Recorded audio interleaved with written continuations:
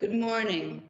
This is a public hearing of the Chatham Conservation Commission being held on Wednesday, May 12th, 2021, in accordance with the provisions of the Mass General Law, Chapter 131, Section 40, the Wetlands Protection Act, and the Town of Chatham Wetlands Protection Bylaw, Chapter 272. It's being broadcast live on Channel 18 and recorded for the archives. Today's hearing is being conducted by remote video conference pursuant to Governor Baker's emergency orders prohibiting the gathering of groups of people during the COVID emergency. Every effort's been made to ensure that the public can adequately access the proceedings as provided for in the order. To that end, the agenda and copies of all documents for review today have been posted on the town website. We have muted everybody at some point, but if we have not, I ask all participants on the platform to please mute yourselves and remain muted unless you wish to speak. If you're on the phone, mute yourself by pressing *6 and press *6 again to unmute. Today, as I was just instructing the members, we're going to be instituting a new practice. Instead of calling on individual commission members to ask questions or make comments, we'll be using the raise hand button. We will ask other participants on the platform to similarly use the raised hand button to let us know if you wish to ask a question or make a comment from one of the presenters. Just click on that button. It's found at the top of your screen if you're on a laptop. I'm not sure where it is on a tablet, but it's a little icon that is unmistakable, a hand raised. We're going to be doing the best we can to monitor that, but if you have a comment or a question and we fail to see the little icon, please just unmute yourself and speak up and we will recognize you. So, as always, all votes today will be by roll call. And so that we have a record of the quorum of commission members attending today, I'll now ask each member to indicate their presence by stating their name. Commissioner Rawls. Rawls present. Commissioner Delvecchio. Delvecchio present. Commissioner Clark. Clark present. Commissioner Latin. Latin present. And Commissioner Sullivan. Sullivan present. And I'm Janet Williams. I am here, and so we now have a quorum established. We do have a couple of requests for continuances today. So if anybody has tuned into Channel 18 or come onto the platform to hear any of the following, they're not going to be heard today. 80 Ridgevale Road South, we have a request to continue that to May the 26th. 1711 Old Queen Anne Road, we've had a request to continue that as well to May 26th. And 83 Seagull Lane, Outermost Harbor Marina, we've had yet another request for a continuance, this time to June 9th. We'll have more to say about that when we get to it, but those three will not be heard substantively today. And I think with that, Nicole, we're ready to start the top of the agenda. All right, first we have a request for a determination of applicability for 49 Gillis Road, Elizabeth and Spencer Kennard, map 4C, parcel 13 CG1, add deck off of an existing porch and removal of one pine tree. And if is Spencer available to begin speaking about the project? Good morning. Can you hear me? Yes. Yes. Okay. Good morning. It's Spencer Kennard here with my wife, Elizabeth. Good morning. Good morning. I'll help you get started by reminding everybody where we left off and what has been submitted since the last time this came up at a hearing, which was back on March 24th. It is a proposal, a request for determination of applicability to construct a deck and remove a tree. When we heard it, the deck was, the proposal had talked about being supported by 3 sonotubes. There was a split vote, largely because the project is being built and proposed to be built on a coastal bank. And as a result of a split vote, the request for determination was not approved. So you have made some changes to the proposal to address some of the concerns that were raised by commissioners at the last hearing. So maybe you can walk us through what those changes are and how what you have brought today is different.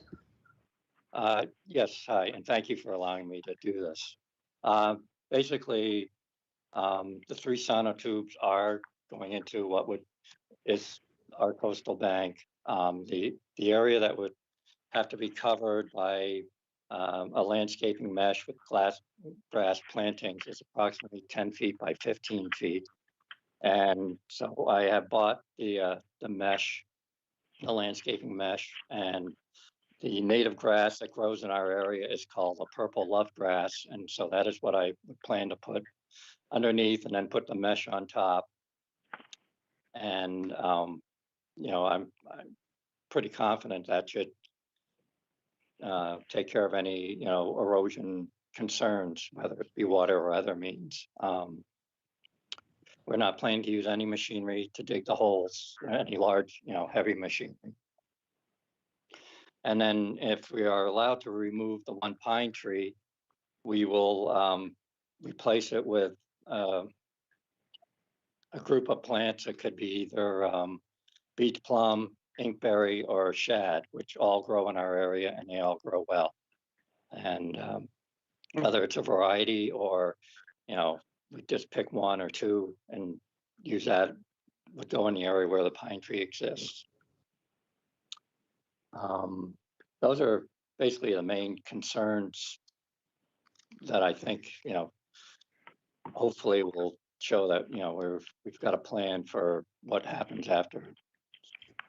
Okay. After any Go ahead. Sorry, go ahead. I didn't mean to interrupt. No, I'm done. Okay, sorry. Okay, so help me understand the size of this. The original one of the photograph that that had been submitted originally spoke to a 14 by 18 deck. But as I look at the plan and add up these numbers, it appears to be 18 feet at its widest. That's over here. You have 3 6-foot sections, and then a total of 44 feet across this side. And then I think it's 14 feet on that side. Is that correct? Yeah, basically going out the front where it would have an impact with the coastal bank is going out 14 feet, and then it is 18 feet wide. But again, with the sonotube footings, they're the only thing that has interaction with the coastal bank. And then, yes, it's going back along the porch. It's sort of a wraparound coming around to the front of our house. So the 6-foot sections that are going back along the existing porch are not in the coastal bank area, and then it comes around to the front of the house. I see. So are you seeing, can you see what I'm indicating on the plan here is where I'm running the cursor on this 18-foot side? What you're saying is that this is the only side that is on the coastal bank? Correct. And these are the 3 sonotubes that you were talking about? Or in the front, yeah, correct. Okay, so, but there are lots of other support structures indicated on the plan. What are these? Because even though they're not on the coastal bank, they are within 50 feet of the coastal bank in the no disturb zone. So are these other sonotubes, or what are these support structures? That's all. Sorry, they are? Yes. They are sonotube footings. Okay, so it's sitting in, it says 12-inch poured concrete underneath each of them. Correct. Okay.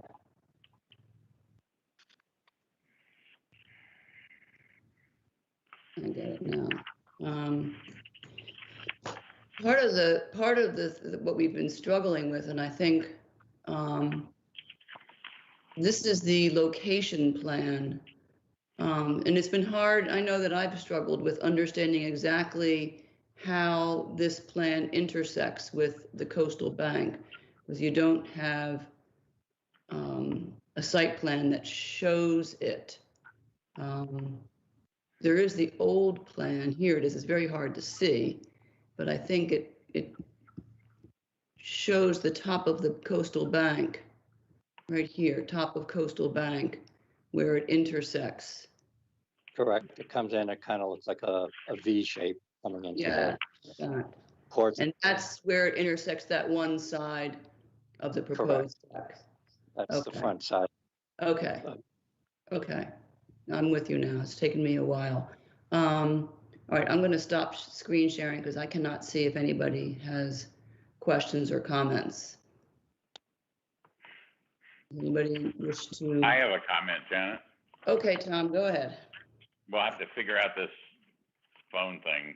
We at will. some point. Oh, right, you're on a phone, so how do you? Yeah, I apologize for that. Hopefully I'll be on a computer within a month. You're So, raising a good point. We had not thought about that. So, all right, go ahead. anyway, I thought from the last hearing, given the vote on the RDA request, that an NOI was going to be required because that, I mean, and that was to the advantage of the applicant because that would allow the applicant to put forward mitigation measures that we could take into account in deciding whether or not to approve the project. And apparently that went by the wayside, but that was my understanding of what we had decided at the last hearing. Mr. Kennard, do you? Yeah. Anyway, Okay. I'm just making note of that. Okay. Mr. Kennard, do you? that, you know, a newer site plan, the one that you're looking at was done in 2003, which I didn't think would be considered that old. I realize it does not have the deck site on it. I mean, I contacted the Ryder and Wilcox who did it. They told me you're you're 3 or 4 months down and it's gonna cost you, we have to redo the whole thing. You're talking another $4,000 or $5,000. And I'm just going, I guess I'm, begging you to kind of figure out what I'm trying to do. I mean, I know not, I don't know if all of you came over to our site, but I know some of you did. I think if you just looked at, I had it all marked out as to where everything was going to be. I was hoping you could kind of just say, okay, here's the existing plan. I see what you want to do. And, frankly, I guess, I'd rather put the $4,000 or $5,000 into the deck if I get approved than, spend more time just having it done up. I'm hoping what I'm showing you will work. Well, the problem you've got, and frankly, the problem that we have as a result is that it's a substantial amount of activity and a substantial structure on the coastal bank and in the no disturb zone. I understand, and I am very sympathetic to the struggle of homeowners facing the lengthy and expensive process that is sometimes required. So we're struggling to address your concerns about that, but at the same time, a substantial project in a resource area is going to require that we make certain conditions and require some mitigation. But let me, I see that Commissioner Sullivan has his hand raised. Mr. Sullivan, do you wish to ask a question? Yeah, I just wanted to know where the line was again.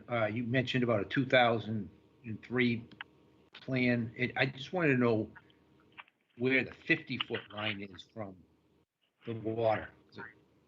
Let me show you. I have the 2003 plan here on my desktop, so let me show it. But it doesn't show, here it is. It doesn't show the proposed deck because this was done for a different addition to the house. But here's the patio. The existing patio is here, and this deck is going to wrap around this way. So the deck intersects the top of the coastal bank here, and the coastal bank looks like this is the top of the coastal bank here. So the no disturb zone, which is not marked, you could say, but you can figure roughly 50 feet back would be most of this area between the house. Janet, if it's helpful, the top of the coastal bank, I believe, is at elevation 28 feet. Let me So come if in. you look at the 2021 drawing that was originally presented to us, I had to hand draw it in, but that's roughly where it is. Okay, I see, here's 28. It's a little bit buried underneath some other, there's 26. So 28 runs roughly along here. So essentially, the top of the bank intersects the one portion of the deck, and the larger side of the deck is in the no disturb zone. But again, this is the problem with not having a current site plan. There is there's a location plan, a deck and location plan that I'd submitted, and that shows the outline of the deck. And this was the one that was done just this past March. Okay. So hopefully that one. I think it's this one, March 1st, 2021. Hang on, let me pull that up. Share here. This one. That's the one, correct. Okay. So it does show the design and in some more detail over here, but it doesn't have the coastal bank marked or the no disturb zone marked. If Tom says if it runs along elevation 28, 28 runs here and then it runs into the house where we lose Right, it. and then I hand drew in 28 on the other side just because there isn't an elevation line for that on the let's see, that's the west side of the house. Right. Presumably it would run right in between the 26 and 32 across there. So again, picking up some of the deck, all of the deck is within either the coastal bank or the no disturb zone. Right. Okay. I'm gonna stop sharing again because Bob Rawls, did you have a question? Yes. Oh, yes. I guess, the recent submissions make it a little more clear what is being proposed. I guess I missed a couple of things last time, but just to be clear, there are 18, I count, sonotubes being put into basically the NDZ on the coastal bank. Is that correct? Yeah, I didn't realize they were all going to the coastal bank, but yes, that is correct on. Well, they're not on the, no, some of them are coastal bank as best we can tell. But correct. the rest of them would be within, as Janet said, 50 feet of the coastal bank, which is otherwise known as the no disturb zone. So okay. that is the other part that would be of interest and concern by the commission. It's called a no disturb zone because it's obviously not supposed to be disturbed. So that's just, significant amount of disturbance when you have that many sonotubes going in. So anyway, I just want to be sure I understood the proposal, and that's it. Okay. Janet, could I make one comment? Yes, go ahead, Tom. When we had our site visit out there, and I understand the applicant's concern about costs and so on. I was very much impressed with the description of the steps that were going to be taken related to the trees and other plant growth in the area, and I thought it was lent a lot of weight to the project, and just so the applicant understands, because of the rules that we operate under, and because this is put before us as an RDA and not as a notice of intent, we really can't take into account that those benefits that were described as being brought to the site by the activities that were going to be undertaken by the arborists. So I understand the cost issue. I mean, it's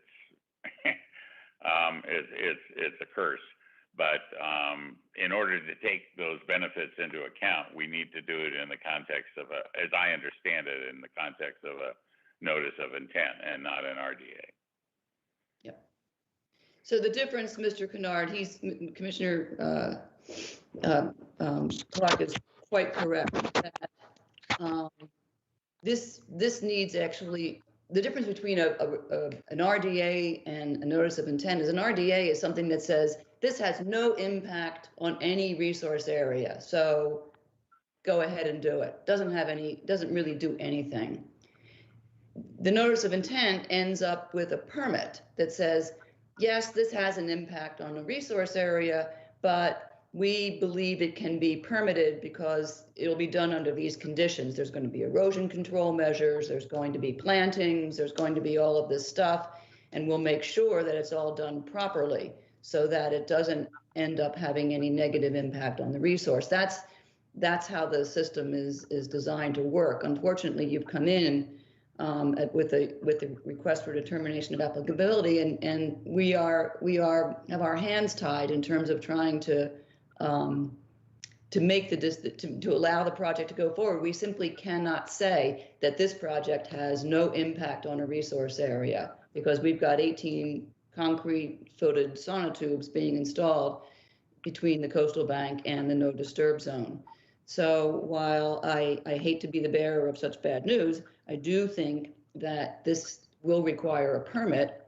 And I agree with Commissioner Clark that there are significant, you've already thought through and addressed some of the potential downsides and have in place a plan. I don't know, and maybe I will ask the other members whether, given what we know about the location and what we've seen by being on site and can see on the plan, whether we would require a new engineered site plan or whether we can operate on the assumption, based on the information that we have before us, that a portion of the deck is on the coastal bank and the remainder of it is in the no disturb zone, and proceed on that presumption. Because I'm trying to be sensitive to the issues that you face with going the full route and getting an engineered site plan. I appreciate that very much. And I mean, all I can tell you on my end of it is I will do everything, any condition you throw at me, I'll make sure it's done. I mean, I care, we've lived here in the family forever. We're certainly not trying to destroy or do anything, harmful. Totally get that. And, I understand that. The problem is that we can't put those kinds of conditions in a determination decision. That can only be a permit. So I'm going to volunteer our very able and capable and talented conservation agent who can help you to fill out the paperwork, to submit the notice of intent. It will be essentially the same as what you have submitted so far. It'll just be done in such a way that we can then issue a permit with all the conditions that we've talked about. Does that sound like a feasible path forward? Asking other commission members what they think. Would anybody oppose that? Let's put it that way. Am I the only one out here on this limb? No, I personally think that's an excellent suggestion, Janet. This Yeah, is Karen, and I agree. I suspect that the resource boundaries have not changed. So I'm willing to accept the ones that were done before. Okay, Nicole, you've got your hand up. I'm just questioning if you have figured out if zoning and the building department are going to require a new plan. Have you discussed that, figured that out with them?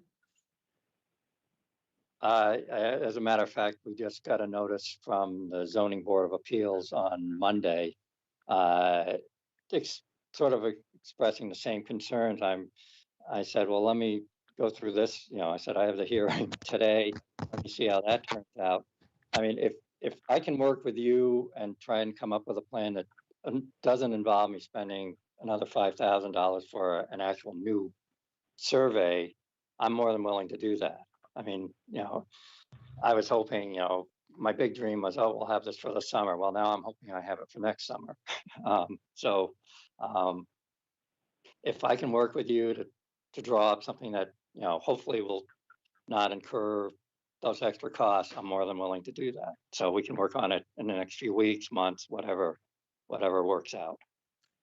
So My I only think we're just concern fine. is that zoning's going to end up requiring you to do a plan anyway, and then you're gonna have to come back to us to get the new Well- plan approved, and I don't want you to have to keep My going board to thing- board. I hear you. My next plan was to talk with them and just say, well, if we do this, it's to get everybody on the same page. And then if they're going to come back and say, no, we really want you to do the site plan, then I'm on hold. And, I realize I'll be talking to you all again next fall or next year from now, whenever things can get done. So I guess you're right. Yeah, It's you need one to talk step. to zoning first, and if they require that, then you need to Then I- start that point. Exactly. Bob, you had your hand. I just wanted to remind Mr. Kennard, there's more than one engineer in the area, so a little price shopping might bring that price down for Okay. the, for the survey. Thank you. Okay, I don't believe that we have, at the last hearing, the motion for a negative determination was failed. So I don't know that we have, Nicole, do we have a current decision point here? Or are we okay with leaving it, having advised the applicant to, At this point, I would do a positive determination. Let me check on the Okay. number that a notice of intent is required. okay, yep. Let me just find out which positive number it is. Just a second. Okay.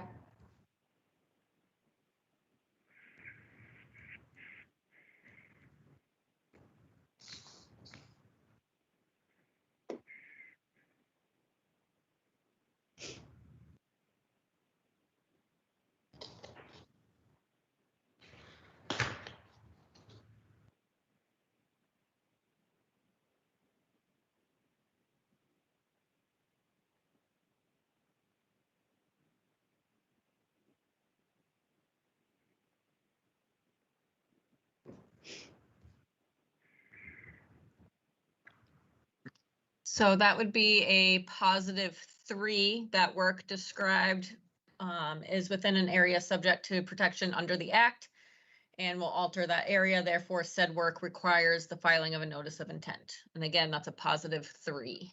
Okay. All right, do we have a motion then? Yes, move for a +3 for the request for determination. Clark, second. Roll call vote then for a positive determination for 49 Gillis Road. Commissioner Rawls, Aye. Delvecchio, Aye. Clark, Aye. Latin, Aye. Sullivan, Aye. and I vote aye as well. That's unanimous. Aye. Okay, Mr. Kennard, please get a hold of the zoning folks and then let Nicole know what they tell you and which way you want to go with this to get your definite. Could you just explain to me what the +3 means, just so The I'm clear positive on it? determination means that the commission has found that the proposed activity will be conducted in a resource area and will result in alteration of that resource area so that it requires the filing of a notice of intent so that we can issue a permit. Okay. Do you understand? Is that all clear enough? I mean, it's a little bit. And I didn't know what 3 meant. Was 3 like Oh. 3 is Oh, simply the box that says it will alter a resource area, which is why that was the problem. We can't issue a negative determination because it is altering a resource area. okay. Got it. Very good. Thank you. Thank you. Have a great day. Thank you, you too. All right, Nicole? All right, next we have a request to amend an order of conditions for 41 Locust Lane, Jonathan and Alicia Downs, map 15F, parcel 53, SE 10-3407, and it's for modifications to the pool and hardscape. This is the first phase one of the request to amend. Okay. And as we had last week, the applicant in their enthusiasm filed all of their plans, but this is simply the first phase of the amendment process. And so the only question, once again, before us this morning is whether the proposed changes are within the scope of the order of conditions that we issued last year. Is that? All right, Stephanie, I Good think morning. you're, I'm Yep, Stephanie morning, Sequin. Stephanie. Yep. Hi, I'm Stephanie Sequin with Roder and Wilcox. I'm representing John and Alicia Downs. And yes, this is the first phase of the process to request an amended order of conditions. The order of conditions that was issued not quite a year ago was for the removal and replacement of the existing dwelling at 41 Locust Lane and include the construction of an in-ground pool and surrounding patio and other hardscaping. Per the approved site plan, there is an increase of 359 square feet of building and deck within the 50 to 100 foot buffer, and an increase in 1,843 square feet in hardscaping within the 50 to 100 foot buffer, for a total of 2,202 square feet coverage within the 50 to 100 foot buffer. We did maintain the 50-foot no disturb zone, so it's just a 1-to-1 mitigation required. On this project, the mitigation that was approved was a land management plan, which called for the removal of invasive plants and the restoration with native plants on a little over 12,000 square feet of the lot within the resource area and within the no disturb zone. And that was per a planting plan prepared by Blue Flax Design. The project is underway now. The existing building has been removed. The new building is under construction. The Downs have worked with a landscape designer, Michael Kuradasi, and he came up with a slightly different layout for the proposed pool and surrounding hardscaping. I submitted both his landscaping plan and a revised site plan that reflects the changes that are being proposed. And there's no change to the proposed building or deck within your jurisdiction. The only change that's being proposed is within, as it applies to the hardscaping and pool. The additional hardscaping that's being proposed now over what was approved is 163 square feet. And that's in the between the proposed pool and surrounding patio. As additional mitigation for that additional hardscaping, the landscape plan is showing approximately 230 square feet of what had been approved lawn surrounding the pool will be planted with inkberry and bayberry. And again, we're maintaining that 50-foot no disturb zone. We're not going into that with the proposed construction. So hopefully we're hoping that you will see this as a modest increase in the approved site plan and offset by the additional mitigation that's being proposed. Thank you. Okay, thank you. And that was a a good overview. And it seems to me that at least that we're talking about a slight 163 square feet increase in coverage in the outer aura as a result of this request. The information I have is that, well, I guess we're going are there questions from the commission members on just this part of the phase one? We will, even though Stephanie's done a nice job and given us more details and the plans, but we will not be able, we won't consider them until we get to the phase 2 hearing, which I think we're going to schedule for the 26th. So are there questions on this part? I have a procedural question, Janet. Yes, Tom, go ahead. Commissioner Rawls at the last hearing raised some questions about which I admit is outside the scope of what we're discussing this morning. But he raised some issues about the flow-through decking, and I've also asked for some information from the applicant about it. Unfortunately, none of that information was forthcoming, and I don't want to. Since it would be outside the scope of what we're talking about this morning, I won't go into it in detail. But I did some extensive research on the materials in the flow-through decking, and I have significant questions about its stability and longevity in the use in which it's being proposed. And I'm particularly upset by the fact that despite requests, no information was forthcoming about the issues I had raised. And so when I have that happen, I'm going to be charitable and assume that the engineers for applicant were incredibly busy and overloaded with work, and responding to a question from a commissioner is not probably the highest priority in their work schedule. So I'm going to say that that's charitably, that's why they didn't respond. But at some point, I'd like to raise the issue again. I'd like us to reconsider our vote on the decking material. I think it is has some significant environmental and structural problems, and I'd be happy to go into it in great detail when it's appropriate.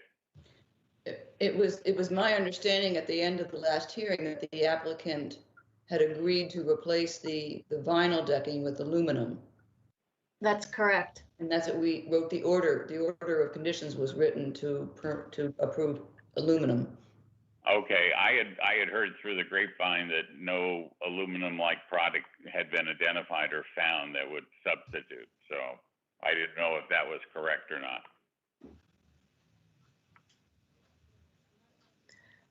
Stephanie, do you know? I mean, The decision was that widely the available, I think, that aluminum. vinyl decking was not going to be allowed, and they would be required to use aluminum instead. Mhm. Okay, but have you found an aluminum product?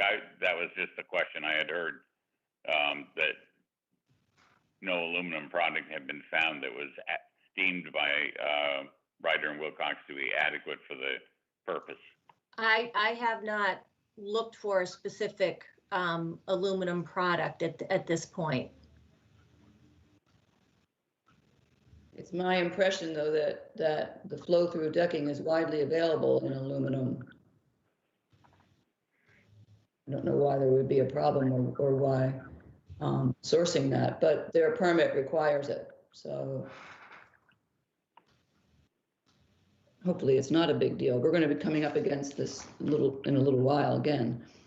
But, I mean, are they, Janet, am I understanding you that they're that they're falling back on flow through, except instead of using, well, I don't know what it is, because when I've looked at their products, I haven't seen any that were aluminum clad.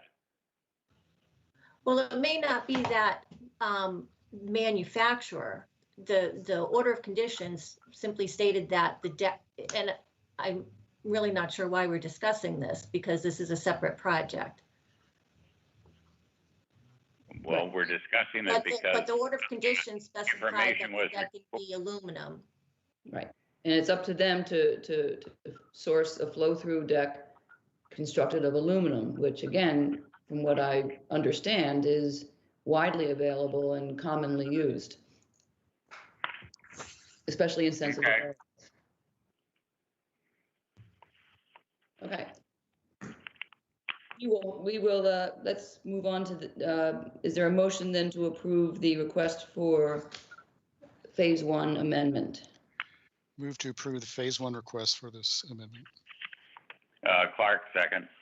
Roll call vote for 41 Locust Lane, Phase 1 request. Commissioner Walls, Aye. Delvecchio, Aye. Clark, Aye. Latin, Aye. Sullivan. Aye. I vote aye. Aye. That's approved. We will continue this conversation. Do we have a filing date, Nicole? Are we set for May the 26th to hear Phase 2? Yes, May 26th. Okay, so we will be bringing this back up again on May the 26th. Thank you very much. Thank you. All right. Moving into notices of intent.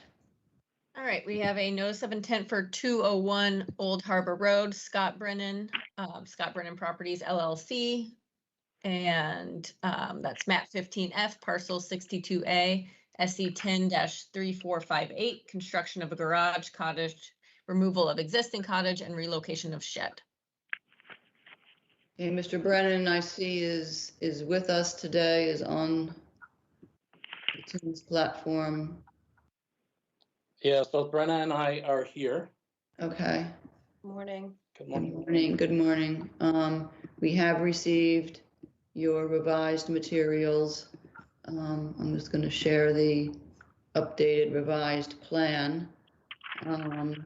We have noticed that the shed previously located in the no disturb zone has now been moved outside of it to a different location on the property. The garage has been reduced in size and pulled back so that I think, I'm looking for the number here, how much of it remains in the no disturb zone is a no disturb runs across, just catches the corner there. It catches about 10 square feet. That's So what I we thought. took the workshop out of there and we've cut off the back of the cottage. So we've reduced the amount of square footage in the no disturb zone by approximately 247 square feet. The garage, we shortened up the garage, both length and width. We can't get the garage completely out, so we've still got about 10 square feet of the corner of the garage in there. Because that no disturb zone runs kind of parallel to the edge of the garage, in order to try and get it out completely, we would have to move the whole garage approximately somewhere between 14 to 18 feet forward, which would kind of be a detriment to the character of the existing house and property and driveway area. So that's why we're filing for the variance for just the 10 square feet of the back corner of the garage in the NDZ. Thank you. Well, you clearly heard the concerns that the commissioners have expressed over the last couple of hearings by these changes and moving virtually all except for 10 square feet out of the no disturb zone. I think there are a couple of questions that commissioners may still have with respect to the proposal for the landscaping portion of it. I'm going to turn to Commissioner Walls, who articulated the questions to me. Right. I think there was no new submission for the landscaping plan. Am I correct? I didn't see at least a digital version. The plant list is on the site plan. We didn't, from the last plan to this plan, since we removed 247-ish square feet, we did not reduce the mitigation area. We figured that we would just leave the mitigation area that size. So we're actually over, we've got extra square footage in the mitigation area. And then the plant list for the mitigation area is on the new site plan as well. That's on the right-hand side. There's, in addition to the plan list from last time, I've got 5 little white pine saplings that are outside the 100-foot buffer that I would like, they're kind of in a tight area. I'd like to actually plant those into the 50-foot buffer back by where the workshop is being removed from. You can see that over on the right-hand side of the plan where it states that underneath tree list, yeah. So, Yes. I appreciate the fact that you're not reducing the amount of mitigation. The concerns that I had raised last time, which I didn't see addressed in anything submitted since then, was the use by the landscaper of, in the resource area, root stimulants and water retention polymers. I guess those are typically used by landscapers in normal landscaping, but it's not something we see, and I don't think it would be desirable to use it in a sensitive resource area. So what I would like is that, and if we approve this, the order of conditions would specifically say that those should not be used. And I don't know if the landscaper who you picked would be on board with that, whether it's a problem for them. So that's why I was sort of expecting that issue to be addressed in some way. we're totally on board with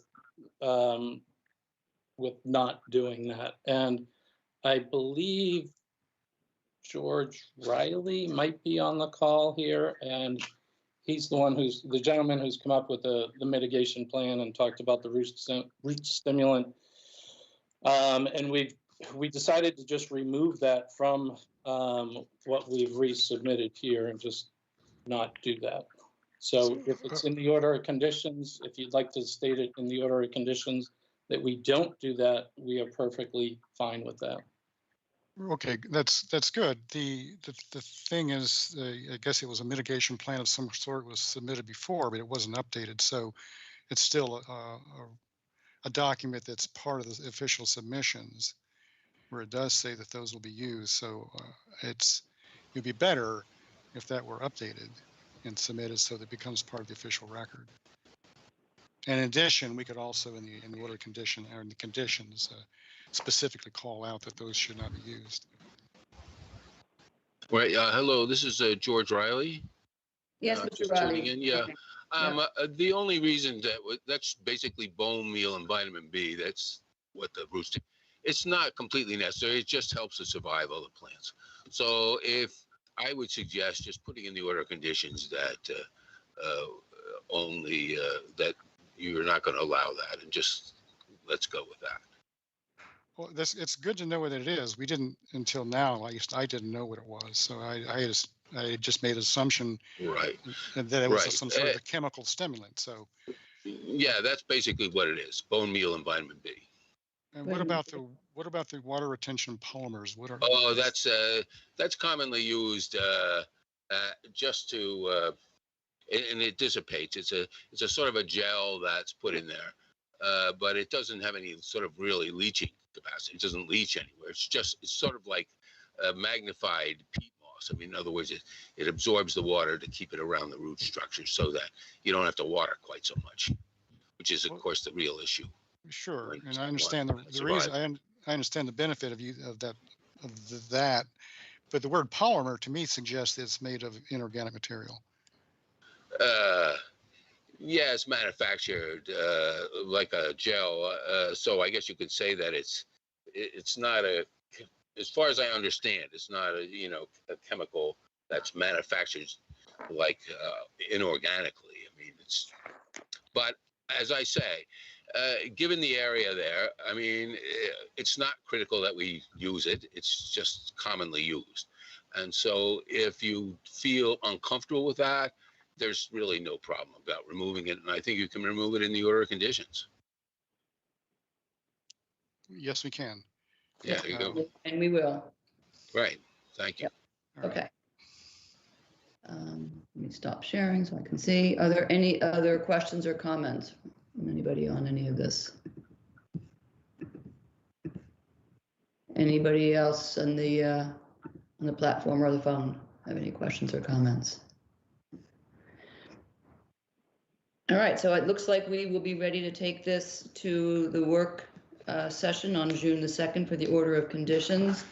We will make note in the findings of the various reductions that have been proposed in coverage. Also that despite the fact that there was reduced coverage in the NDZ, the mitigation was not reduced, which we're very appreciative of. We will prohibit the use of the root stimulant and the polymer in this sensitive area. And I don't really have anything, and we will grant the variance for the 10 square feet because it's being more than made up for. Is there anybody else have anything to add to what goes into the findings or the order of conditions? Janet, I have just a comment. Yep, go ahead. I thank the applicant for making the adjustments, and I like the idea of the structures, most of the structures being out of the no disturb zone and the additional mitigation. Thank you. Thank you. All right. Do we then have a Janet, motion? I had one question. Yes, go ahead, Tom. Yes. I was just looking at my notes from the last hearing, and I had noted that there was an agreement to remove ivy from trees. I was wondering if that was still part of the plan. That is still part of the plan. On the first page, end of the second to last paragraph, we're more than willing to cut the ivy at the base of the trees, and once it's dead, remove it by hand. We are willing to do that both inside the mitigation area and outside the mitigation area. It's your call. I don't want to ever overstep my bounds saying that we'll do it everywhere, but we are willing to do it everywhere because I'd like to salvage as many trees out there as possible. Well, as long as you are operating from a process of removing it by hand and cutting it and not using any chemical agents, we're happy to include a condition that allows you to go into these areas to cut and remove the Excellent. ivy. Would appreciate that. We're not fans of chemicals at all. We've got a dog that likes to chew on sticks, and we don't want chemicals being All dogs chewed like by to the chew on dog. sticks. They all do. But we don't want sticks with chemicals on them. That's exactly right. Tom, does that satisfy you? We'll put it in the Oh, order. yes. Yes, Okay. no, the applicant's gone the extra mile. That's very nice. Thank you for bringing that up because I wouldn't have remembered, and it's something that we do want to include in the order of conditions. All right, with that, is there a motion then to continue 201 Old Harbor Road to the work session on June the 2nd? Move to continue to the work session on June 2nd. Clark, second. Roll call vote for 201 Old Harbor Road. Commissioner Rawls, Aye. Delvecchio, Aye. Clark, Aye. Latin, Aye. Sullivan. Aye. I vote aye as well. That's unanimous. We will be reconvene on June 2nd to review and approve an order of conditions. Excellent. Thank you for your time. Thank you very much, Mr. and Mrs. Ms. Brennan. All right, next we have, and I believe David Clark would like to hear these at the same time, 263 Woodland Way and 237 Woodland Way. Is that correct? Yes, it is. All right, so it's 263 Woodland Way Nominee Trust, William Litchfield, trustee, map 11K, parcel HC 49, SE 10-3486, and 237 Woodland Way, again, Woodland Way Nominee Trust with William Litchfield, trustee, map 11K, parcel HC 48, SE 10-3487. This is for proposed demolition of existing dwelling, construction of new dwelling and swimming pool, restoration and mitigation plantings. Good morning, Madam Chairman, members of the commission, Bill Litchfield. I'll start off if I may. As Nikki correctly said, we would like to have these matters heard together because, you know, from your site visit, they are very much related. I think one of the points we made when we were out there, and you can appreciate, is that because this is one project, there is, I think, less pressure on the resource area than might be occurring if there were two separate owners looking for view corridors, which is one of the benefits of it. We do want to thank you for coming out on April 29th. I believe all of the commissioners, as well as Nikki, were there. And I think from your site visit, without deliberation, of course, you could appreciate that What we have worked on over the last 2 years is a project, albeit at the top of a coastal bank. It's not a coastal bank, which is noted for its sediment sources or other issues. And it involves generally a retreat from the top of the coastal bank. David and Katrine and Dave Hawk will talk about the specifics, but I want to remind you that we are removing 3,760 square feet from the no disturb zone. When we were at the site visit, we talked about the number of trees, and we've clarified the number of trees to be removed for the construction, but we have increased the number of replacement trees. We have, I think, as shown in the narrative and the variance request, complied with the bylaw. We will end up with a vegetated buffer strip of continuous naturalized vegetation, which averages something like 40 feet wide from the top of the coastal bank.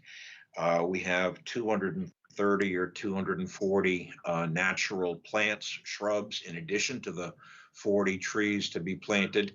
And in fact, while it's a large site, it is, to me anyway, a remarkable number. We have 15,600 square feet of mitigation, which is a very, very healthy number. And I think you can ultimately find that mitigation, together with the general nature of the plan, will allow you to write an order of conditions. So with that, as you know, we have a team. Our architects are available here with us, but we also have Katrine Higgins, Dave Hawk, and David Clark. And there's David Clark's handiwork. And if I may, Madam Chairman, I turn it over to David Clark. Thank you, Mr. Litchfield. Yes, David, good morning.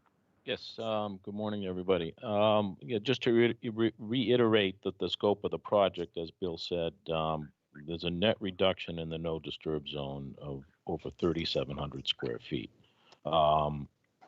Over at 237, which is the one that has the pool right on the coastal bank, there's about 45, I think, linear feet of pool deck that is as close as 7 feet to the coastal bank. That is all getting removed, and that entire no disturb zone on 237 will be restored, and there will be no structures left in that no disturb zone. Over at 263, the existing dwelling, I think, is 7 feet, is 14 feet from the top of the bank. We're removing all the structures except for a small portion of the pool. The net reduction over there is a little over 1,500 square feet that's completely removed from the no disturb zone. The new pool will be 30 feet from the top of the coastal bank. Now, during the site visit, I did point out that there is a secondary bank a little further down the slope. I think some other engineers might have placed the top of bank down there, and I think one of the commissioners actually noticed that area where we're putting the pool appears to be fill. And then looking at it again, it is fill. I think when they built the house back in during the 60s, I think they just leveled the building site and pushed the material down the slope. Of course, back in the 60s, we did not have the Wetlands Protection Act. I think the Hatch Act didn't come until 1963, but that protected actual wetland resources associated with coastal environment.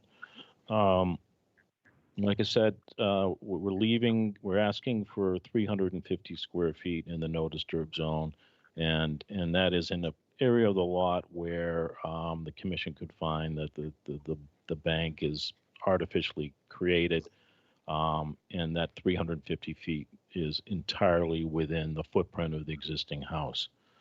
The other questions that were raised at the onsite were the exact number of trees. We met as a team, and as Bill said, the number is actually 40. I will revise my project narrative to put that number in. I think my project narrative has 37 total trees. 36 trees. And Katrine is here to talk about the tree removal and, more importantly, how all that is going to be mitigated. Thank you.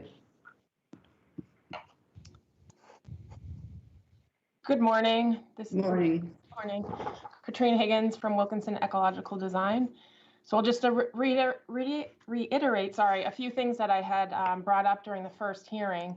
As I mentioned then, our plan proposes 15,600 square feet of invasive plant removal and native plant restoration as shown on our restoration plan there.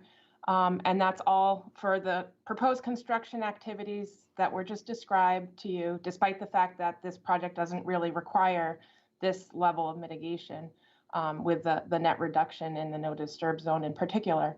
So we see this as a great opportunity to enhance habitat available for wildlife and also, of course, the stormwater function, improving the stormwater function over both of these properties.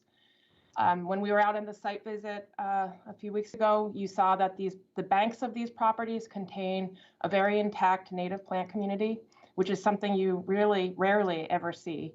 Besides that one sandy exposed area just along the property line in between 263 and 237 that I pointed out during the site visit that will be planted with this proposal. So as we've discussed, our work really focuses on creating a vegetated buffer strip along the top of the bank on both properties. This is where the most amount of non-native invasive material is found, including knotweed, wisteria, ginkgo vine, just to name a few. And after that vegetation, along with the existing pool and hardscapes, once those are removed, we're proposed to plant that 15,000 square feet with native shrub species, 231, I guess, or actually 231 are included on our plan. You'll see sweet fern, arrowwood, bayberry, beach plum, bearberry, black chokeberry, Carolina rose, and trees.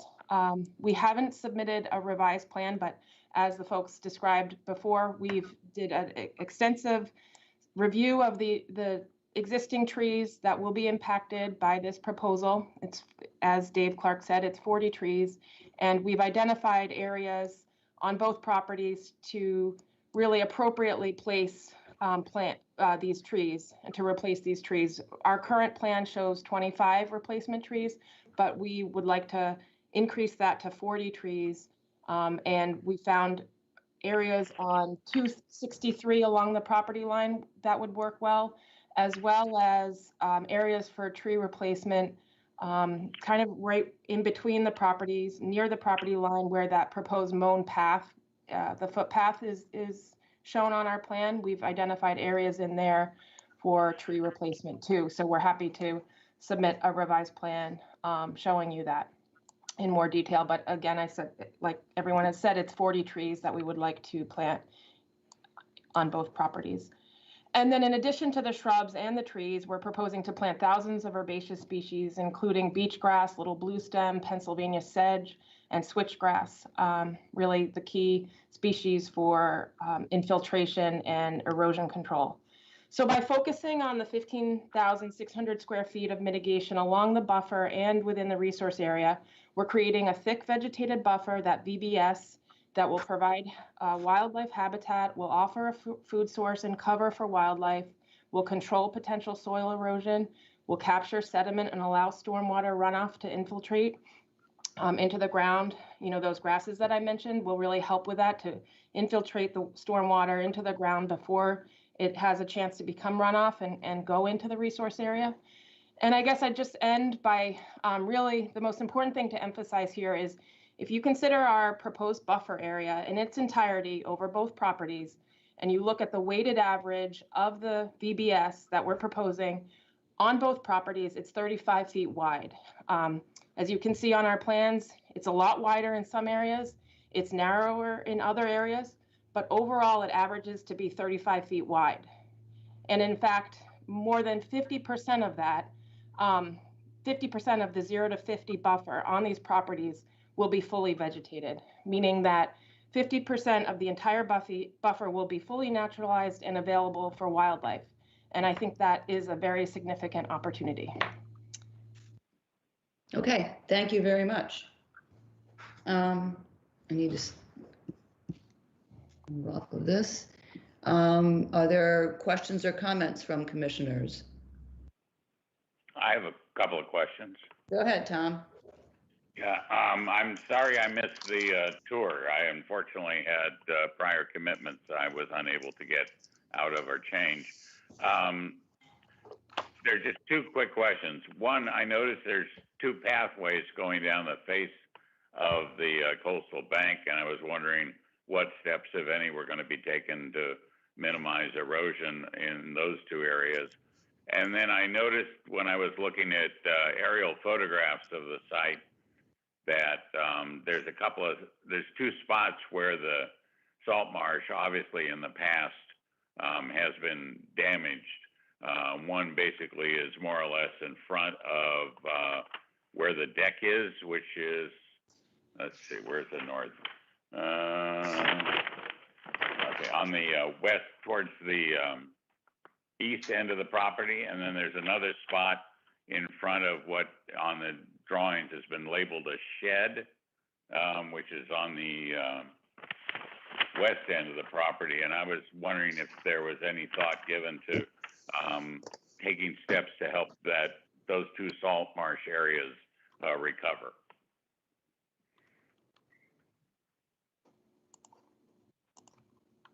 And that's it. Otherwise, David and the landscape folks deserve kudos for an incredibly well thought out and proposed plan. Thank you for that, Tom. I think the credit goes to the Gitlins. I think they, as Bill stated earlier, they spent 2 years working on developing this plan, which is extremely rare in Chatham's development environment. So really the credit goes to them. And I can answer your questions. So regarding the pathway, that's something that we're always, it's actually related to both of your questions. We're always continuing to monitor and watch out for erosion. I think that there's a lot of native vegetation on both of these banks, a lot of grasses in particular, and we're going to plant additional grass species. So I think if we did identify any kind of erosion along the pathways, that would be something we could just easily plant. But it's a very well established plant community, particularly with little blue stems, some switchgrass is already out there, and Deschampsia, pensedge. So I think those are the species that you want to help with erosion control. And then regarding the salt marsh, that's also something we're always monitoring and identifying for, looking for to make sure that the health of the salt marsh is maintained. We didn't notice anything in particular. We evaluated the whole entire coastal bank on both properties and didn't notice any kind of significant erosion. And so that'd be something we could continue to look for, but we didn't see anything that really needed to be addressed at this time.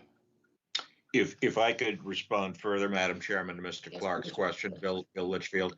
Obviously, as you know, part of this proposal includes a 3-year land management land management plan, and there will, of course, be monitoring during the 3-year survival period for the mitigation. Over and above that, it's in the interest of the homeowner to guard against any erosion problems. So that's certainly something that we will monitor and address as appropriate. Thank you. And just to ensure that we will include that in the order of conditions, as we have been lately, for pathways that come down coastal banks, to make sure that they are appropriately planted to prevent erosion and that they're monitored for any signs of erosion happening, and to address that. So I think we're all on the same page with that. Tom, anything else? No, I'd be happy to have a off-air discussion with them about what I saw in the photographs for damage to the salt marsh. Perhaps reasonable minds can disagree, but I think if you look at it, use Google Earth or actually just Google Maps, you can clearly see the areas that have been impacted that I was discussing. Okay, well, we're going to be continuing this to get the revised narrative and the revised site plan and restoration plan. So there is a window of time to address your concerns, and then we can bring it up at the next hearing and make sure that that everybody's in agreement about that. I'm sure, given the excellent presentation and plan here, that an easy solution can be found. Right. I'm in agreement with that. Commissioner Rawls, you have your hand up. Yes, yeah, there's a lot to like about this project, this proposal, but I'm still focusing on the two issues that I raised at the initial presentation before we had the site visit. And one, I think, will be addressed evidently by the revised landscape mitigation plan, where we'll have 40 trees being put in instead of in the 20s, I think it was before. So that's good. I look forward to seeing that. Look forward to seeing what they are and where they will be planted. The other issue, as I mentioned before, is the VBS, and you've already talked about how the average VBS is 35 feet, which is good, of course, but for the 263 property, I still see that lawn, and even though it is fescue lawn, it's still lawn consuming. It exists largely, mostly within the no disturb zone. So just for my eyes, it wouldn't cost the applicant anything in terms of their use of this property if less of the NDZ were taken up by the lawn. In other words, if that vegetative buffer strip were thickened there, it would help reduce or eliminate the concern that I have there. So that is the only thing that I would want to see changed in this plan. And that's it.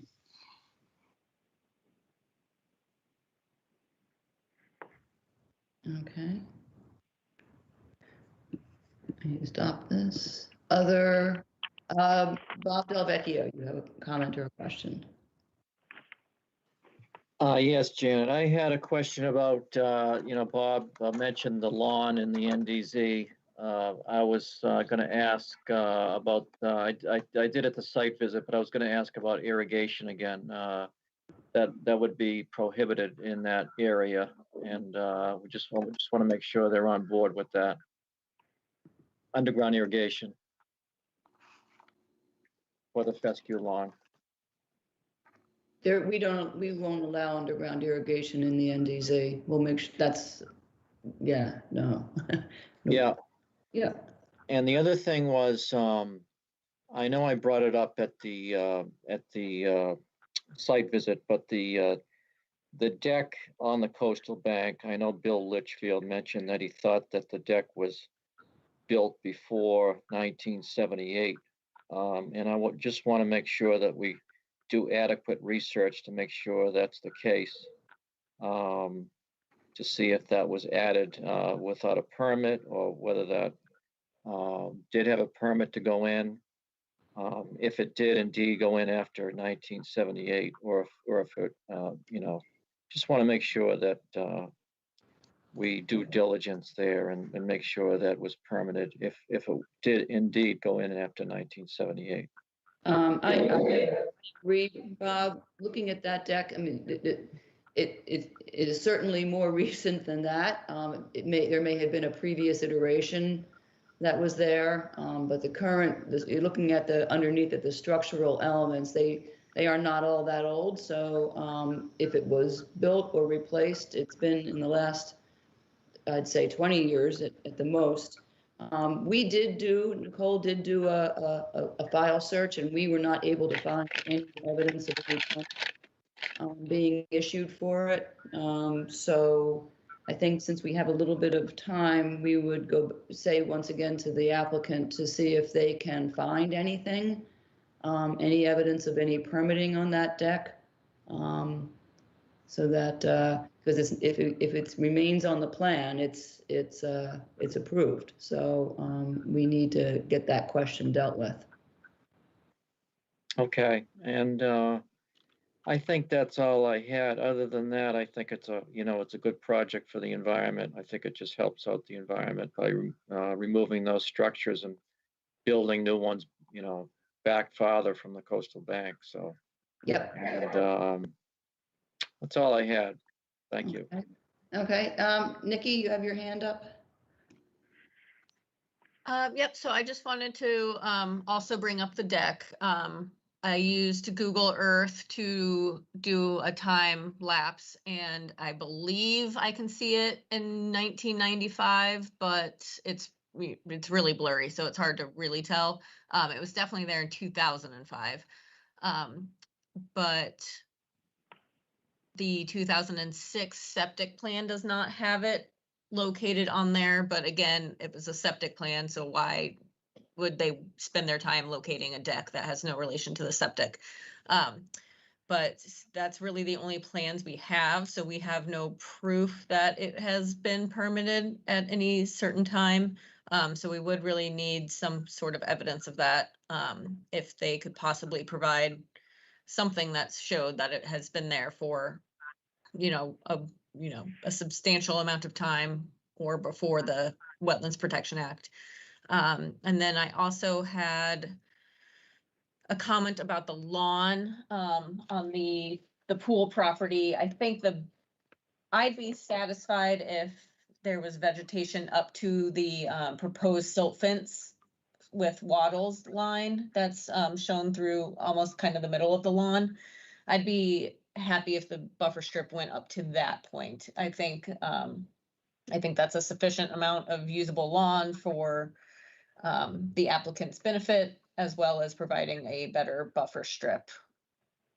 So I think those are really the only two comments I had, is just finding evidence of the deck and increasing the buffer strip in that the pool property. Okay, got that. Dave Hawk, you have your hand up. For the record, Dave Hawk, good morning.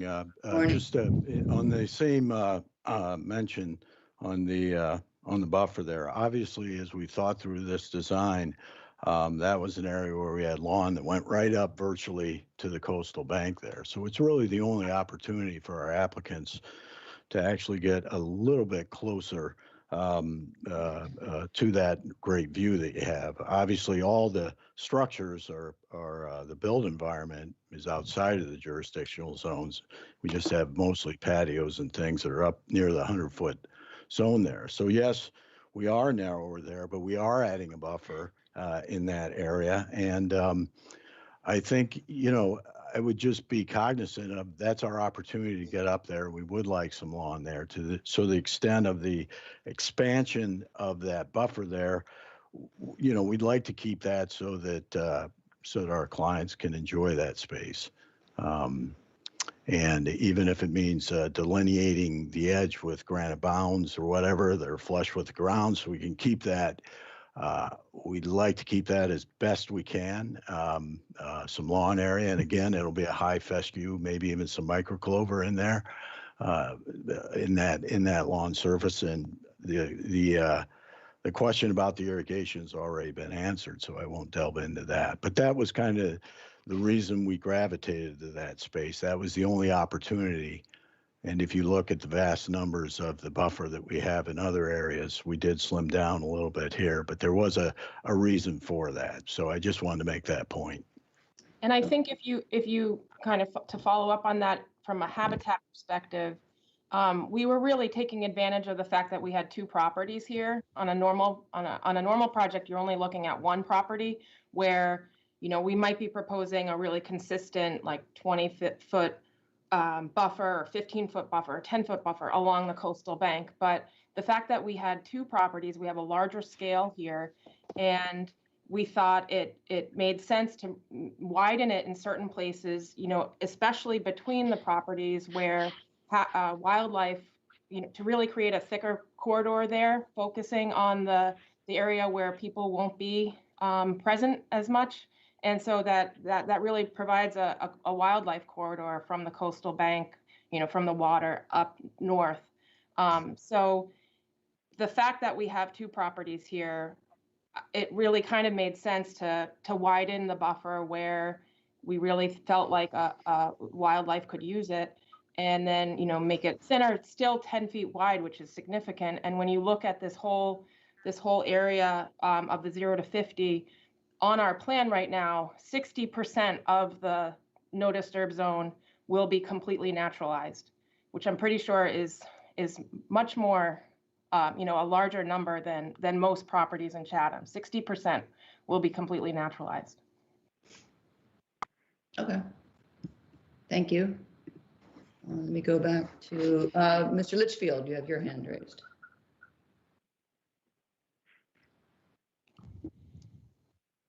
But you are muted. Thank you. I apologize. We will indeed look into the history of the deck. I would observe that the prior property owner, who is now deceased, purchased the property in 1961, and we can't ask her. So whatever happened some time ago. On the vegetative buffer strip, I want to make sort of a general comment, and I know you'll take it in the positive vein because that's the way it's meant. A member of the commission called this an excellent proposal. Another said that there's a lot to like about it. And I would hope that the good not be seen as the enemy of the perfect. This is a good plan. And it would be my hope that occasionally an applicant would be commended. And I fully understand that there is always room for improvement, but I think in this particular case, what is proposed for you is an absolute environmental gain. And I hope that the Gitlands would receive some credit. If the VBS, sure, the VBS could be widened, but it is at its closest 100 feet from Ryder's Cove. That is a long distance. So we have a significant area of undisturbed natural wildlife habitat and otherwise, and we will continue to consider how we can improve this proposal, but I think it is a good proposal, and I know you understand that. Thank you. Thank you. There's no disagreement on the overall general quality of the proposal.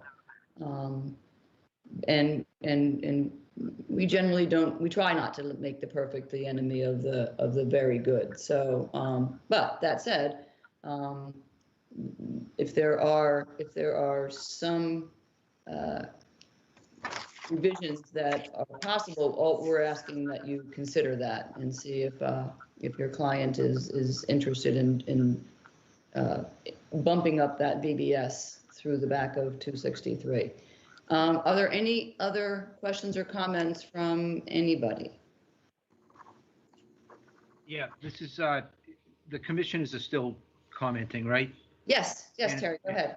So This is Terry Sullivan, and yeah, this is to me just about quid pro quo, and to me, it definitely obviously looks like we got a lot of quid for the quo, and the end result is the environmental footprint, so to speak, is going to be much greater when it's done. And I'm in support of it right now. Is what I've heard so far. Okay, thank you for that. The applicants are absolutely interested in keeping track of who's in favor of what, so they know what they need to do. Let me just quickly run through my list of things that we've talked about, the open issues, and then we can settle on a date when that can be done. You'll revise the site plan for the number of trees that are going in. Similarly, the restoration plan will reference the 40 trees. You'll look at and investigate if you can find anything on the history of the permitting of that deck. And I would say that if you're unable to find anything, then I would suggest you amend the NOI to request approval, permitting of that deck, because we can't just let it go as appearing on a site plan without any, and that was subjected to, of course, a vote of the commission to determine whether the commission would approve that or not. You will look into, again, do a second check on the condition of the salt marsh and address the concerns that Commissioner Clark raised, and have a conversation with your client to see if there's anything that they're willing to do to increase the VBS in the back of 263. Am I missing anything? Nikki, is there anything else that we've talked about? No, that's all I had. Okay, so when would you suggest we schedule this for another hearing? I would say probably June 9th. Then they have till the 25th is the filing deadline, but they have a little longer. Yeah, we usually ask a June week. 9th, it would be June 2nd if you could have the materials to us. Is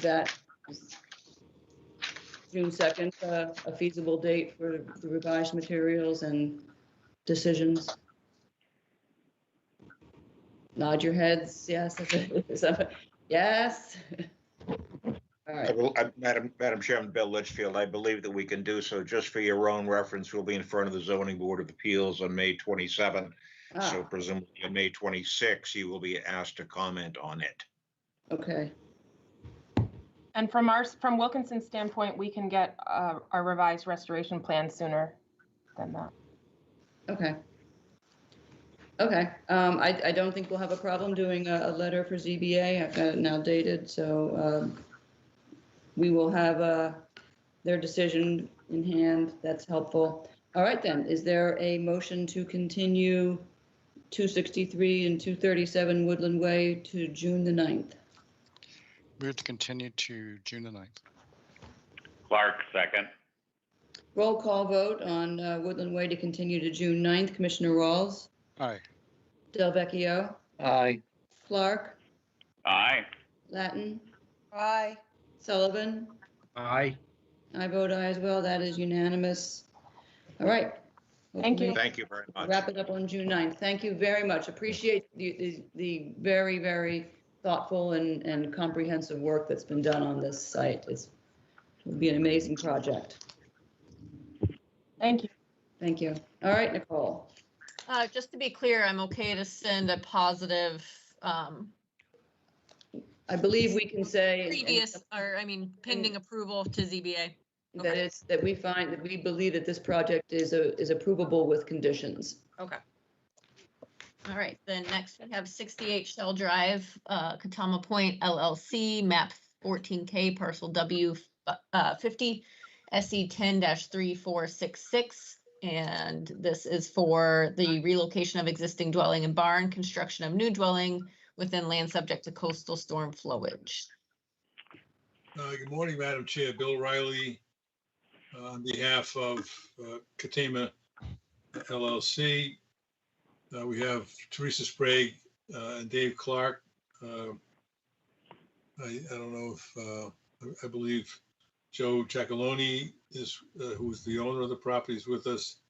And I'm not certain if the architect Clay Smook is with us or not. In any event, since the onsite, which was greatly appreciated by the applicant, that the members took the time to come out and see the site, was greatly appreciated. And the one thing so the only change relates to, I believe, well, not the only change, but the major change that occurred since then is steps taken to save that rather large oak that was initially planned to be removed, and the commission members expressed concern about that. And so the applicant, his architect, worked with Teresa Sprague, who will give a better description of it, to take steps to save that tree. Dave Clark is going to run through changes to a site plan. Teresa will talk about the building plan or the planting plan, and then we'll be ready for questions from the commission members. So with that, if it's okay with the chair, I would have Dave Clark run through changes to a site plan. Yep. Thank you very much. David Clark here, Clark Engineering. So I trust you all received copies of the section plans. I did 2 major sections through the project so the commission could see the relationship of the fill to the existing grades. Both sections show the house and the driveway, as well as the existing berms that are on the north and east sides of the property. On that plan, on the profiles, you'll see that the proposed fill. So the fill that's strictly associated with elevating the driveway on the south side of the house amounts to about 2,800 cubic yards of material that has to be brought in. That is material on the truck. As you know, soil compacts, so the compacted volume is about 2,400 cubic yards, more or less. And for the northerly berm, we're proposing to elevate the man-made dune a little more, as was mentioned in the field that day.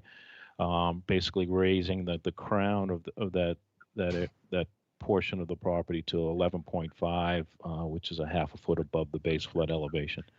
About 150 cubic yards of clean sand is required for that. And then over on the east side, similarly, there was a berm created, we believe, back in the 90s. And that berm will be elevated to 11.5 also, and that requires about 320 cubic yards. There was some misinformation generated by me in the field that day. There is no fill being proposed to create that terrace.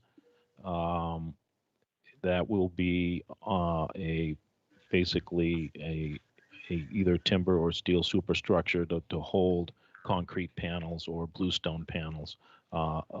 So the floodwaters would be able to still go under the building, under the deck, and under the terrace.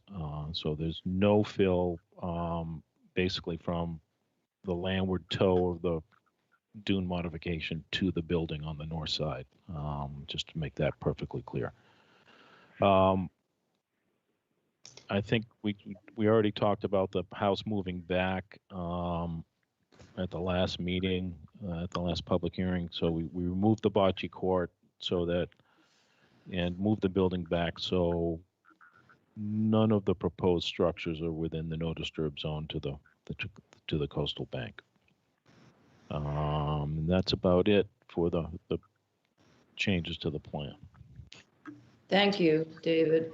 So as I tally up the fill, is there any fill that's going under the house itself to raise the elevation of the house? No fills required. Basically,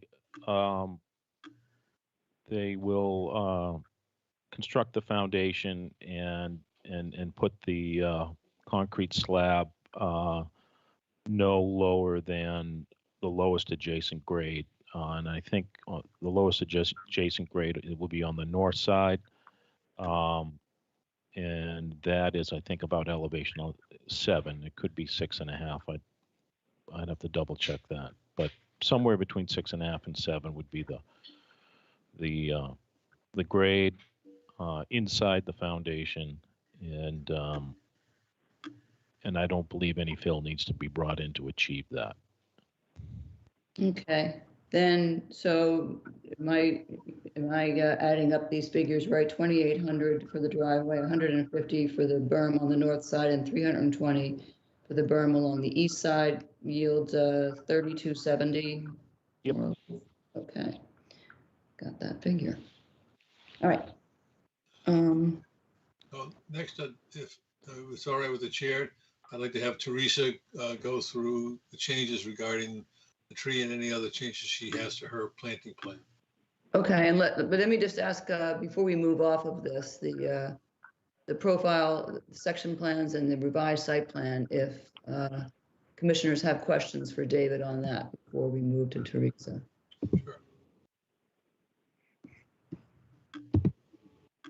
Yes, Terry, go ahead.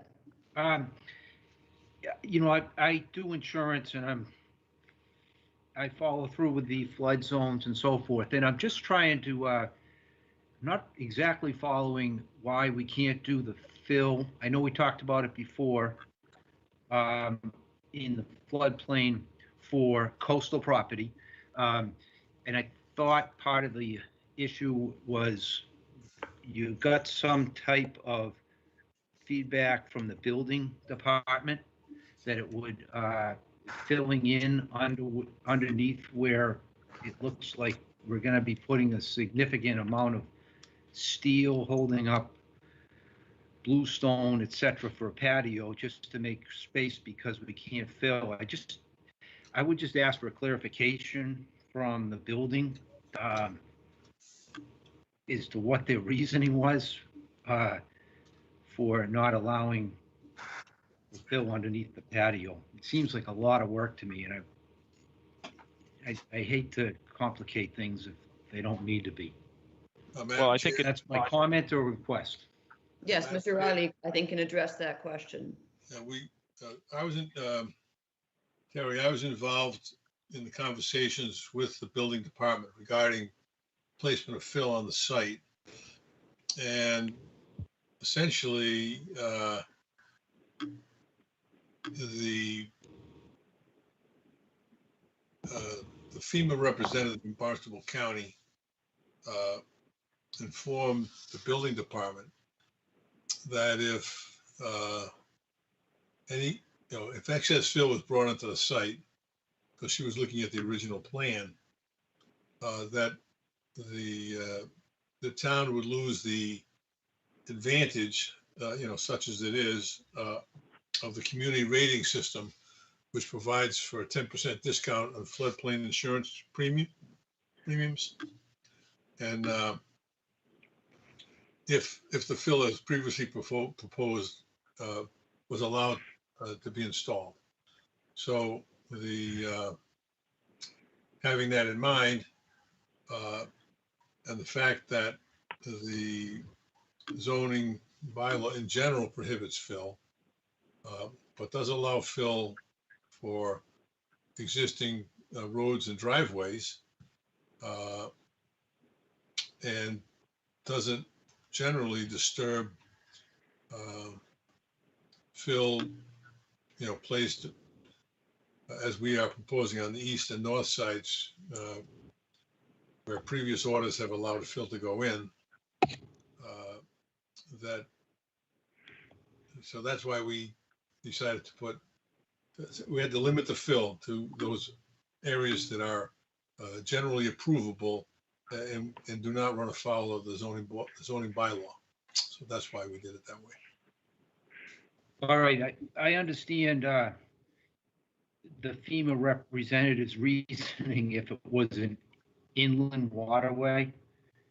I assume they're aware that this is not an inland waterway, but I don't want to delay the meeting here. It just seems that I'm still not fully following the need to avoid to not be allowed to put in fill coastal waterway. But that will go. The final comment is that our zoning bylaw prohibits fill. And that's the reason why we have this reduction in flood insurance premiums for property owners in Chatham. And they saw our proposal as something that violated that prohibition. And if the town was going to allow such a significant violation of that prohibition, they were going to punish the town for it. So that's where we are. Okay. Okay. Anything else, Terry? No, it just, there's a difference between inland and coastal waterways. The zoning board in Chatham has a different rule, and that's one thing. But the FEMA's got different rules. That we're good. We're good on this presentation. I think it's unique to Chatham's bylaw, prohibition on fill and floodplains in general. So, any other questions for David on these elements? Well, Bob Rawls' hand is up. Yeah. Yes, Bob, go ahead. Yeah, just to continue with the fill, the sectional, with respect to David's sectional drawing, I'm still having a hard time translating that to understanding where the fill will be. And what I originally proposed was the top-down view showing with shading or something, and also showing somehow, and with the shading indicating the levels or the amount of fill, so we could see really where it is. The sectional view just only gives me a sort of a U-dimensional, one-dimensional view of it, and I can't figure it out. So if there's a way to just pictorially describe that better, let me turn this thing off here. Then it would help me, and it probably will help the zoning board as well. Madam Chair, Bill Riley. Yes, Mr. Riley, go ahead. I could ask David, candidly, I think the contour lines pretty much show where it's going, but as a further visual aid, I will ask David to color the area above the 8-foot contour in one color and the area above the 10-foot contour in another color. Hopefully that would be. Yeah, that'd be excellent. Yeah. Is that something you can do, David? Yes. All right, thank you. All right. So, and again on the fill, will there be any fill around the foundation, not under the foundation, but around at the? No, we don't call that fill in the zoning bylaw. It's called landscape material. It's called landscape material. Okay. And it's the maximum height. I mean, it's designed in the zoning bylaw to take the curse off the exposed foundation. So the maximum height is 2 feet at the foundation, and it has to be tapered out so it meets the natural grade 10 feet from the foundation. So it's not much. All right. So you don't actually have to. It's really cosmetic. Yeah. You don't have to actually represent that on your plans. It's just assume that you have the right to do that. Well, that's a good question. I'd defer to Dave on that. I don't think we ever have, but We're not showing fill anywhere else along the foundation. Because you're not considering it fill. Well, we show proposed grades all the way around the building, and those proposed grades don't show that 2 feet of material. Obviously on the north side of the house, there's no benefit to putting 2 feet of planting material because it's all under the deck. Looks like 2/3 of the house on the south side will be filled because of the driveway. So we're only talking about the east side of the garage and the west side of the master suite, which is the northwest corner of the building. We really didn't discuss adding that 2 feet of material for planting purposes. I can't comment on whether it's needed or not. But my plan does not show that 2 feet of fill. Okay. Now that's something we'll discuss that with the applicant and see if he wants to do it or just leave it as it is. Well, just looking for clarity. That's all. No, I appreciate that. Yeah. So I think that's all I have to ask about fill. Anybody else? All right, with that, we will switch over to Teresa. Good morning, everyone. Teresa Sprague with Blue Flex Design. I think quickly I can jump in and answer Bob's question about fill around the foundation or bringing our landscape material around the foundation.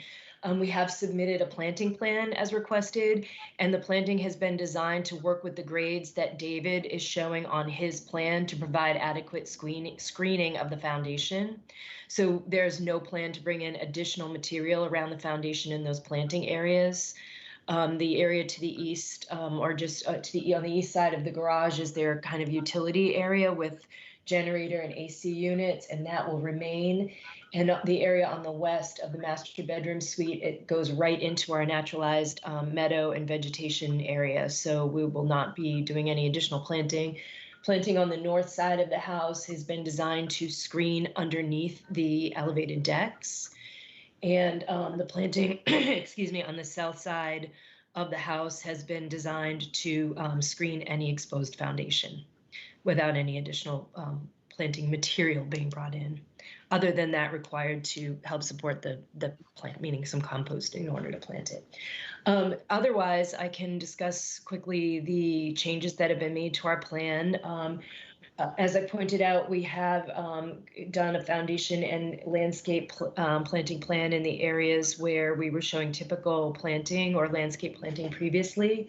That has increased our amount of native vegetation or native shrubs being planted from, I believe, 411 previously to 748.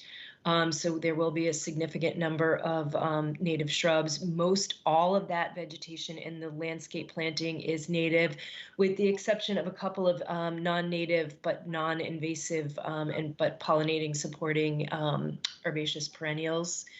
In addition to that, we've increased the number of trees as discussed. We're proposing to remove 21 trees, although I'm going to hold on to that because we are making some changes to the plan in order to save that large oak tree off the master bedroom suite to the northwest side of the house. But we are increasing the number of native trees. In addition to that, we're planting an additional white oak as well as some understory trees in the form of witch hazel, along with eastern red cedar. As you can see on the plan, this property is really well canopied. The few trees that are proposed for removal for the construction of the house are being mitigated for. The trees that are on the northwest side off of the master suite, there's one large oak tree. There's a dead pitch pine, which we will continue to propose to remove just for safety purposes. But we are working with the architect right now. We will be submitting an updated plan where they're shifting that entire master bedroom suite on the western side of the house back 10 feet in order to save that oak tree, that very large oak tree that we all saw in the field. So there will be some changes to the foundation planting plan, but the biggest change is we'll be able to save that significant white oak. So just received updated plans from the architect yesterday showing that master bedroom suite being shifted to the south. So we will be updating these plans and submitting those to the commission shortly.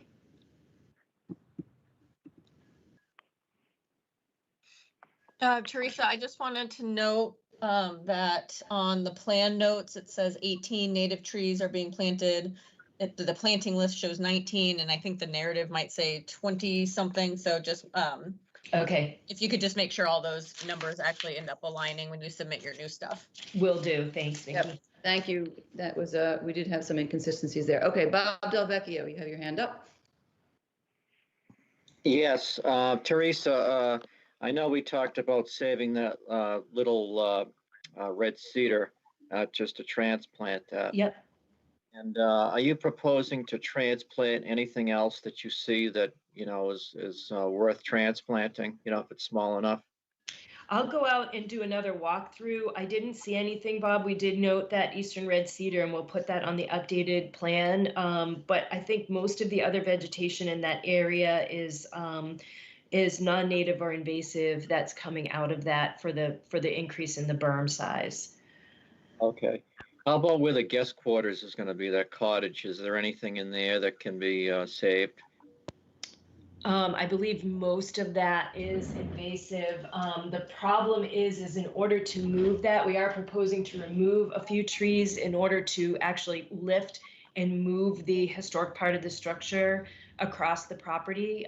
There are some spruce trees, I believe, in there that will have to come out, but we're replanting that entire area. Okay, that's all I had. Thank you. Okay. There's the hand raised DRG, sorry.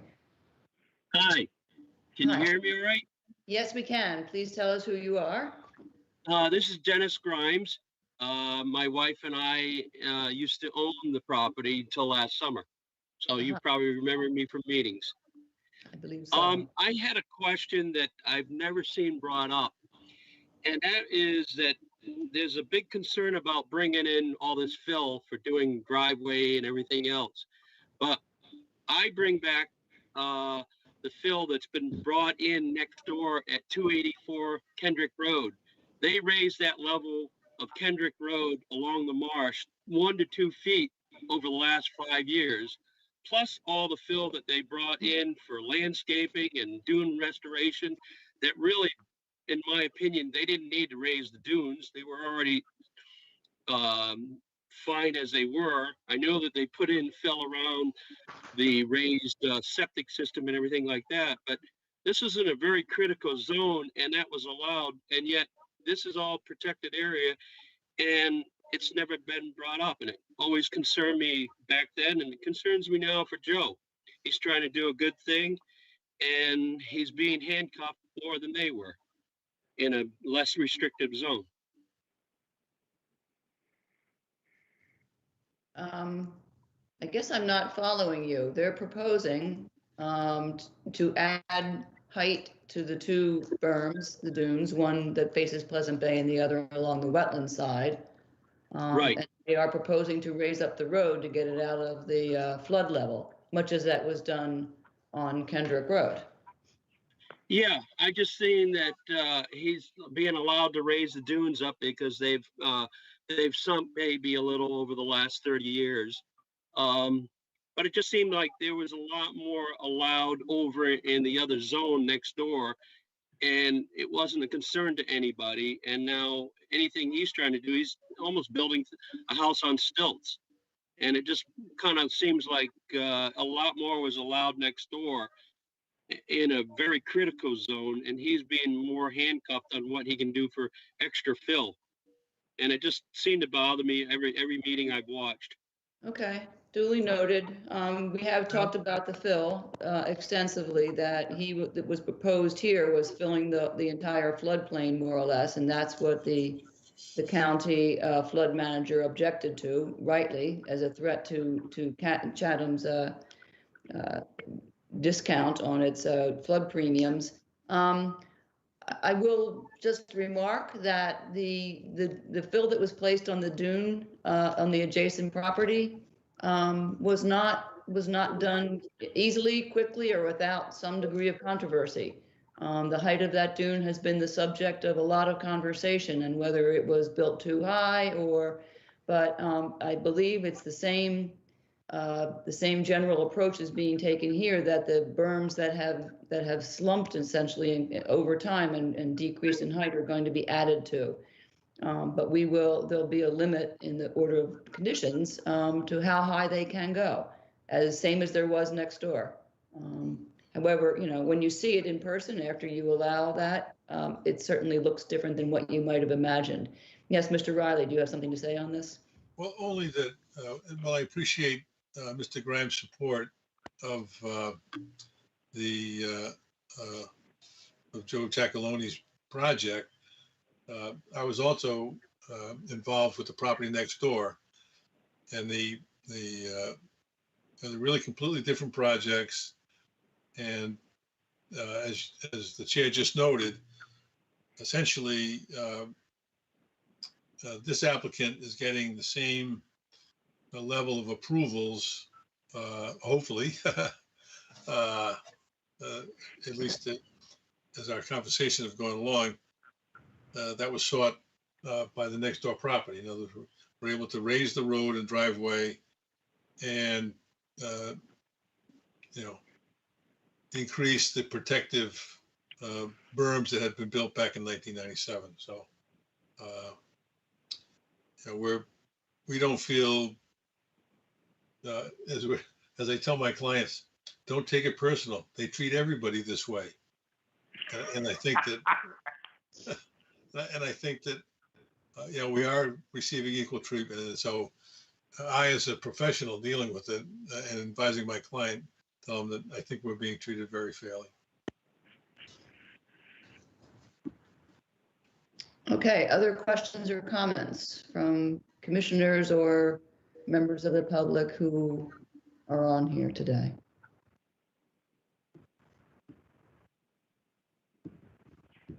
Okay, hearing none. So you go to zoning in late June? June 20? Yes, yeah, I had a deal with the chairman that if we finished up today, we could have late May, but I see we're going in late June now.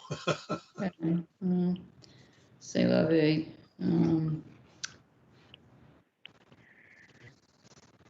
So, all right, so what I have here is that David will revise his site plan to provide some color codes for the contours to show the changes in the contour due to the fill and where it's going to be.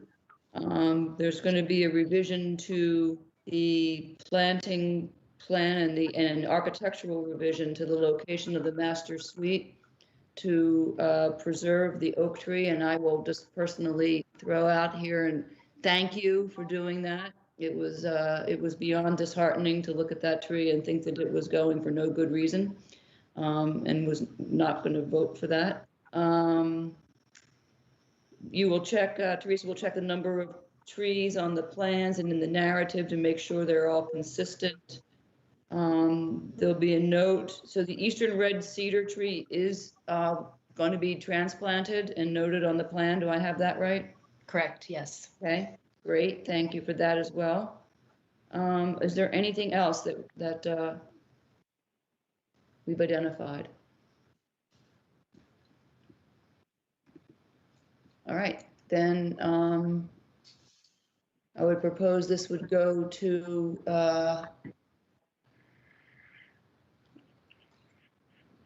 hearing on June the 9th. I think that's acceptable. Okay. I think it's time to get everything in and Yeah, I think it's, I'm sure you're already jammed up on the 26th, so. you could say that. Yep. So. All right, so you'll have everything in before June 2nd, so we can take a look at that. Thank you for continuing to respond to the concerns that are expressed. It's appreciated. Is there a motion to continue 68 Shell Drive to June the 9th? Move to continue to June 9th. Clark, second. Roll call vote for 68 Shell Drive. Commissioner Rawls, Aye. Delvecchio, Aye. Clark, Aye. Latin, Aye. Sullivan. Aye. I vote aye, that's unanimous. We will gather back June 9th and hope to resolve and finish everything at that point. Thank you, everybody. Thank you very much. Thank Thank you you. very much, Madam Chair. Thank you. All right, Nikki, we're running a little bit behind, the 30 minutes behind. I'm going to ask that as usual, we're 2 hours in. We've still got another good hour and a half at least to get through the rest. Take 5 minutes to stand up from your computers, look at something, look at the horizon, get your eyes off your screen, stretch your legs. We will gather back here at 11:05.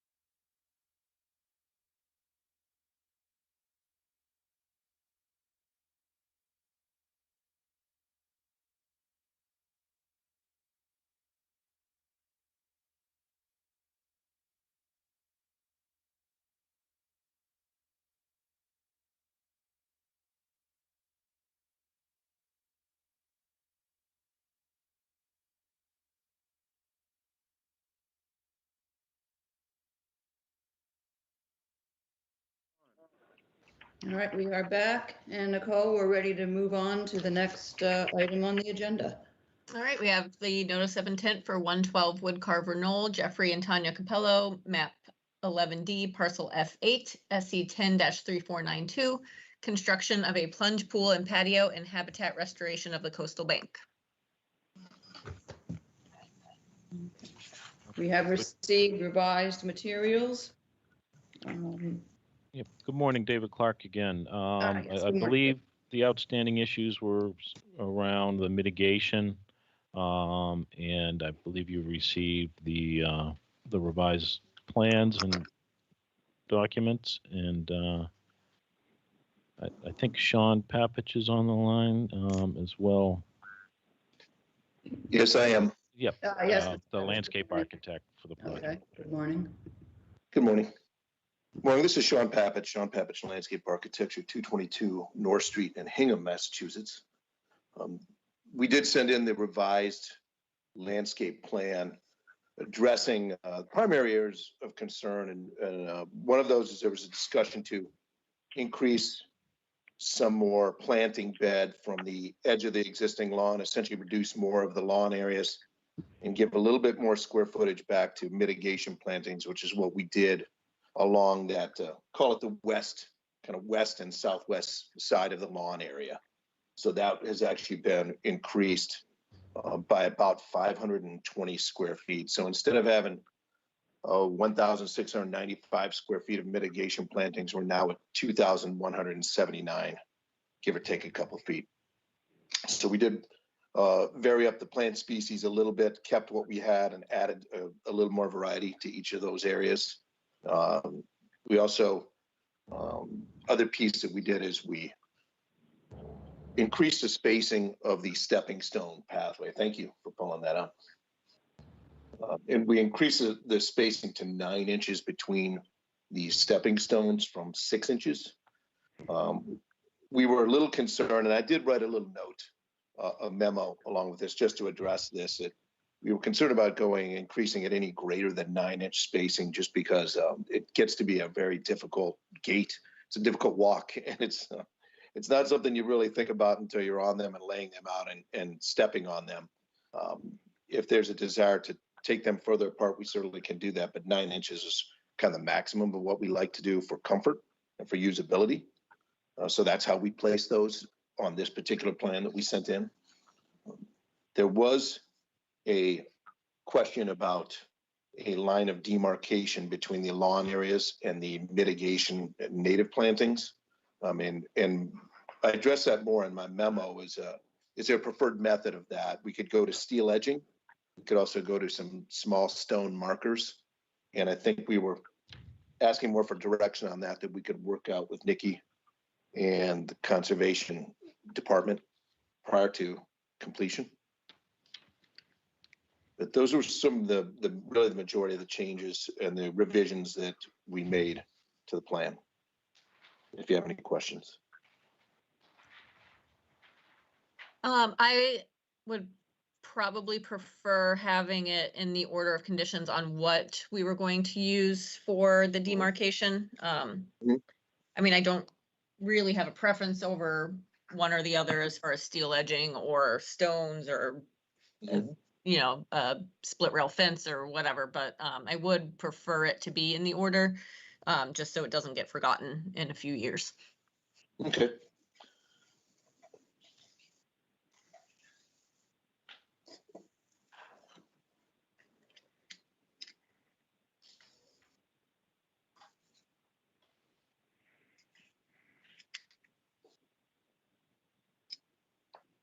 We can, if you would like, we could decide that at the meeting, you know, during this hearing.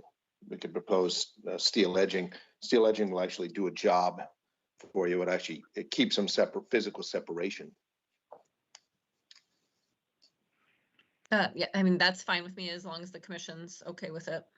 I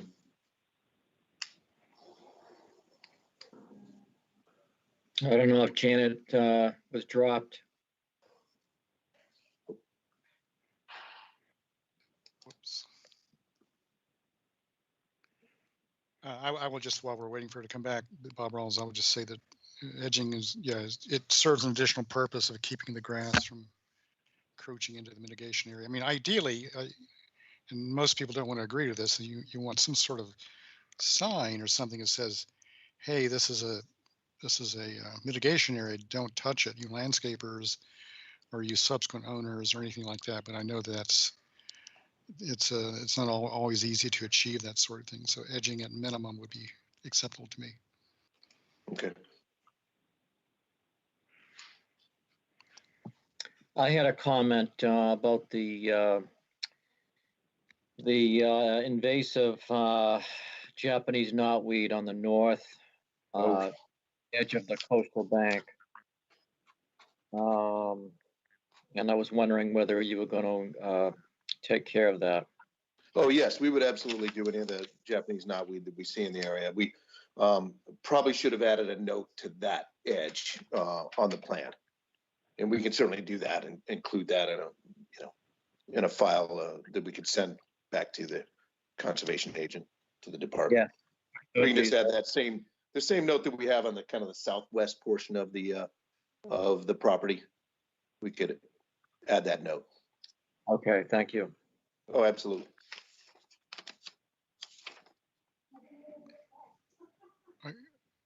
This is Bob Ross. I guess are we still waiting for Janet to come back in? Until we do, you've increased I've been talking all this time, and I forgot that when I left, I've been muted. So. Oh, okay. All right. Okay.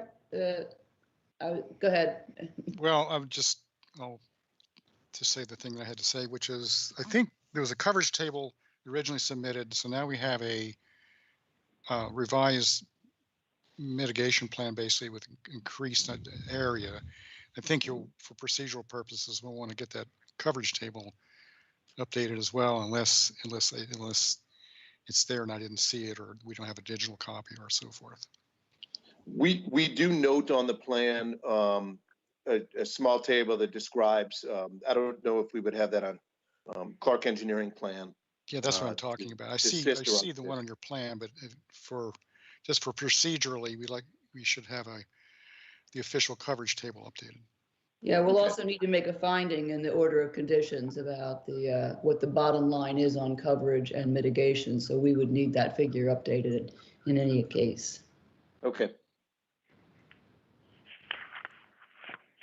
That won't be a problem. Okay. Any other questions or comments?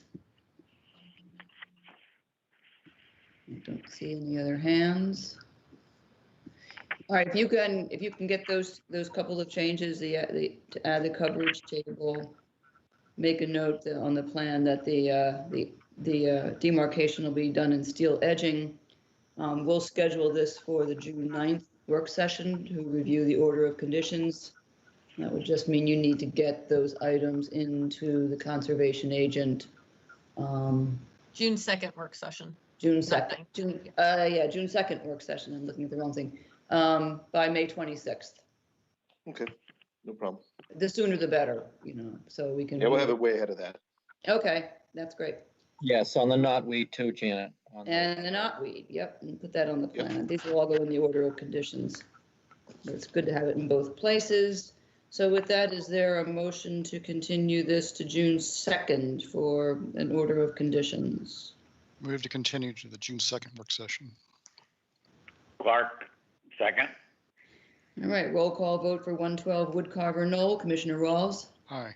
Delvecchio. Aye. Clark. Aye. Latin. Aye. Sullivan.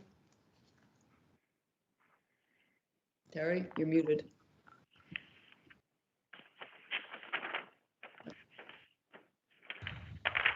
You see everybody's muted. I vote aye, so at least it's 5-0. If he unmutes himself, we'll get his vote in there as well. Either way, it's approved. All right, we will see you back on June the 2nd. Thank you. Thank you. Thank you. Thank you.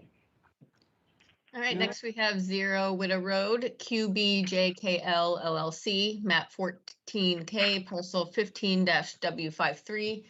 I don't know if we have an SE number yet. I will just double check that while we're And that is for construction of a pool house, boathouse, beach access staircase, and associated site improvements. Good morning. This is Jen Crawford from Crawford Land Management here representing the applicant. I also have the engineers here as well, but considering my plans were the ones that were resubmitted with updates, I thought I would just quickly walk through where we left off the last hearing, and then we're here to answer questions. So You want to share your screen to show the updated plans? I certainly can, if you give me just 1 second. Okay, that's easier than. Yeah. And we do have an SC number of 10-3490. Okay. All right.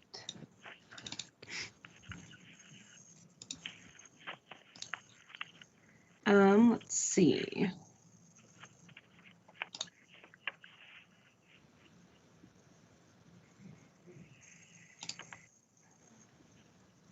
Sorry, I'm used to sharing screen on Zoom, not on Meet. I know, it's a little different. It is. It is, I can't, Trying to find the right button. It's the top right next to the leave button. You wouldn't know that it's a little white box with an arrow. A share tray? Yep. All right. See if I can make it happen here. Mm-hmm.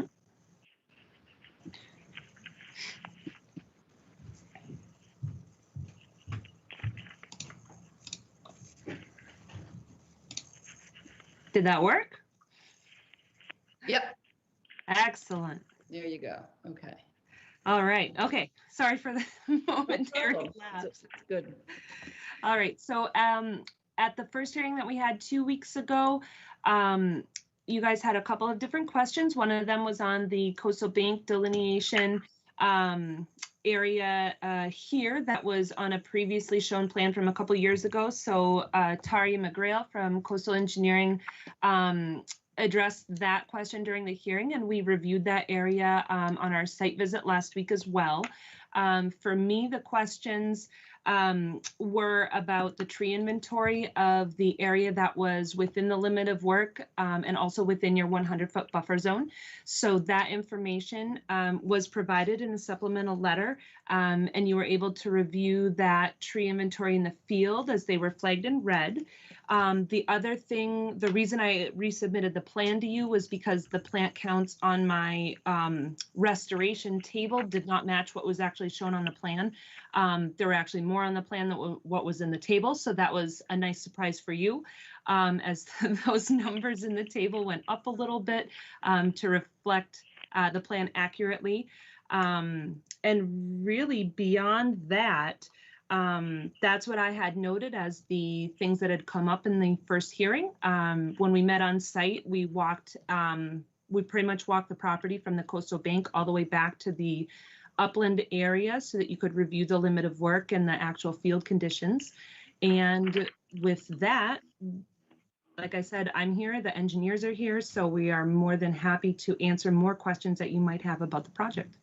Okay, thank you. And thank you for the very informative on-site. Even if a number of us brought home some ticks. Sorry. You were not the only one who discovered that later. A couple of us did. So, but that's life out in the field. There was a discussion about the fate of the area to the west that borders the open water area and the wetland area, and a general consensus that it's not developable. And there was a suggestion that your client might want to consider whether they would be interested in doing a conservation restriction on that area. I'm just wondering whether they've had time to think about that. As far as I know, and Tari or Sean may be able to answer further, but as far as I know, we have not had any conclusions on a discussion like that. And since that entire area is already within your resource area or no disturb zone, and is unbuildable, it's, I don't know, Tari, if you've talked to about it at all. No, a decision has not been made on that, but I did take a look at the overall area that does fall within the no disturb zone, which is mostly on that western side of the property. And it's about 60% of the property that cannot be built on. It's within your 0 to 50-foot buffer, so it's the no disturb zone. And if any activities were to occur in that area in the future, someone would certainly have to come before your commission again. And I'd just like to point out that, this area is going to be left in the condition that you saw it on the site visit. So it's going to be a very naturalized area that remains, and also taking a look at the property overall, we found that about 70% of the property is actually located outside of our limit of work.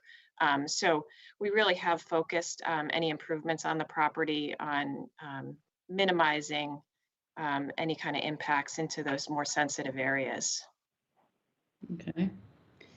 I had one question, Jen, because you talked about something during the on-site in the field that we had not heard about, which is how some of this replanting of native species is going to be done in what's seemed a new and interesting way to us. And I just wondered if you would just briefly describe what you were talking about for the benefit of those who weren't there.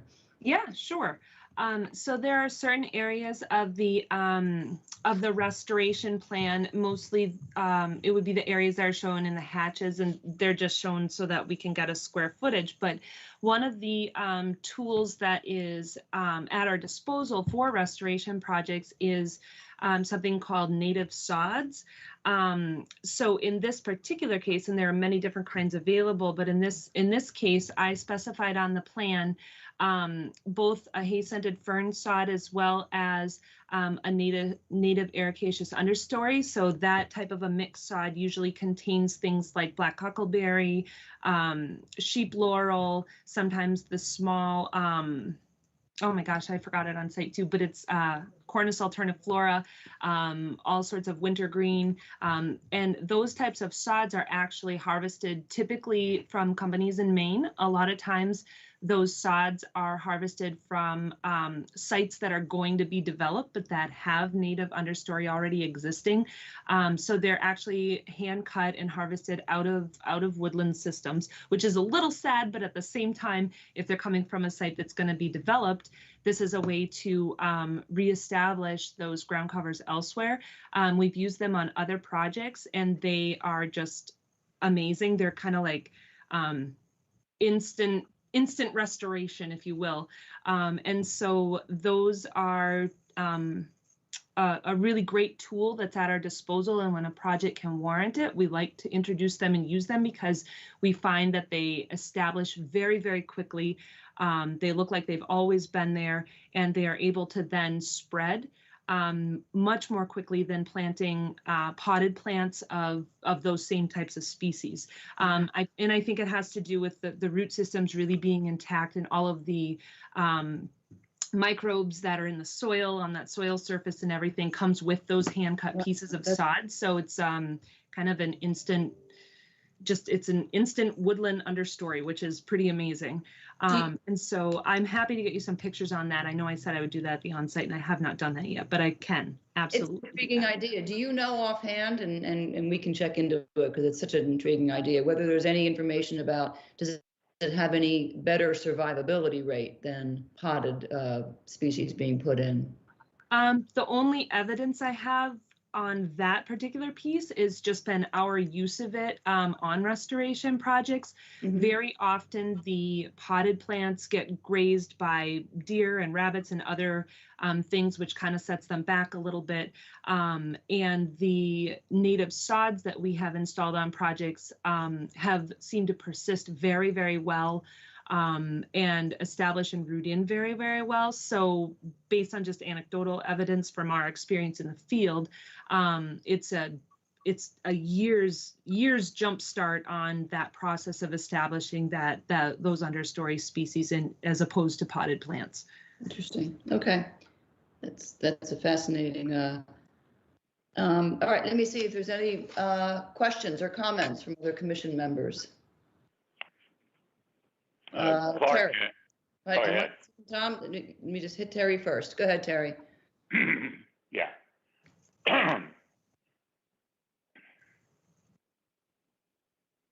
Terry, you're muted if you're speaking.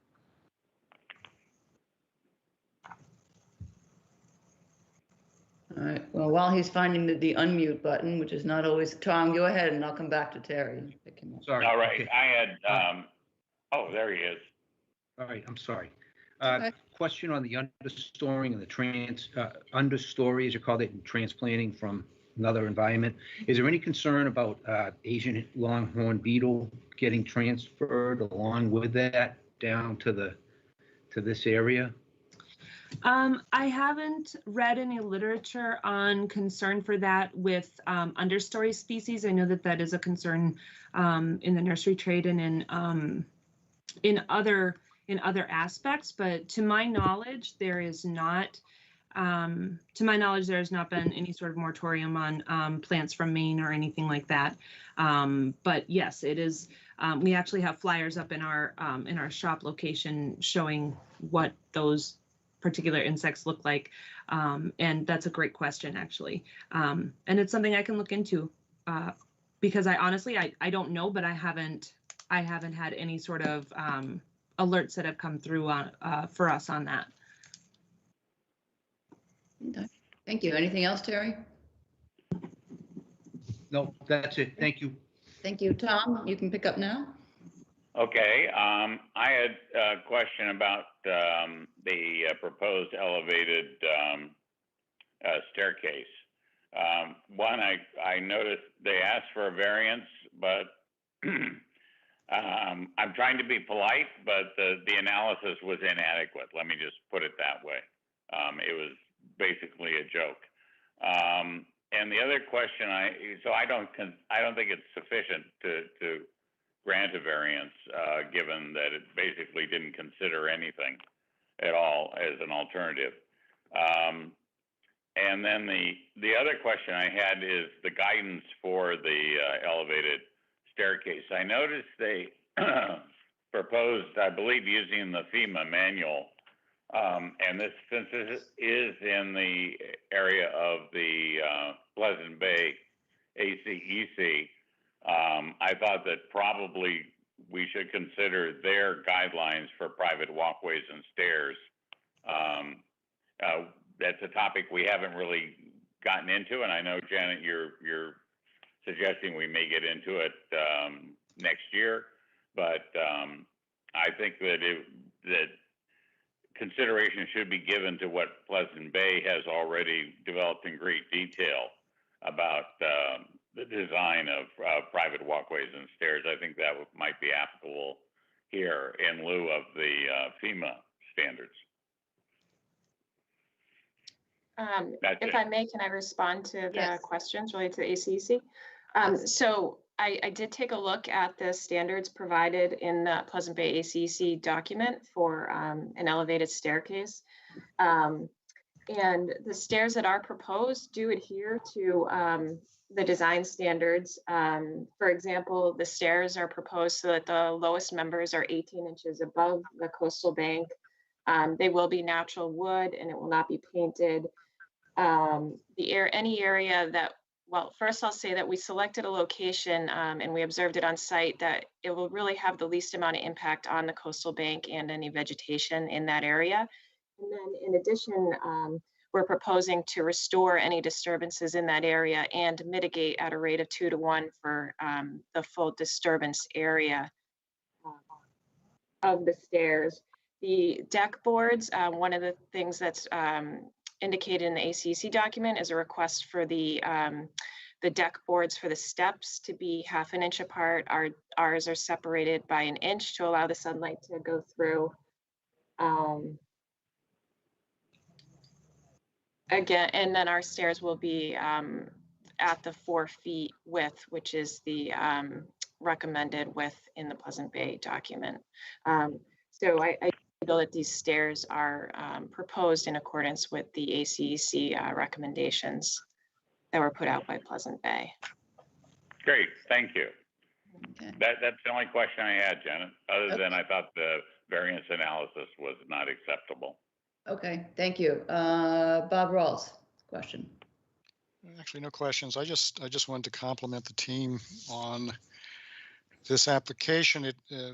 Those of us who were on the commission when another application came through with this property will note, and I note, that lessons were learned from that one versus this one, and this application really does address every concern that we had with the previous one, and I think this is probably the best possible solution if you're going to have a house on this property. It's the best possible solution or design that one could have come up with. So anyway, congratulations. The other comment is just about the native sod. It's an intriguing idea. I just want to put a cautionary note in there that the native plant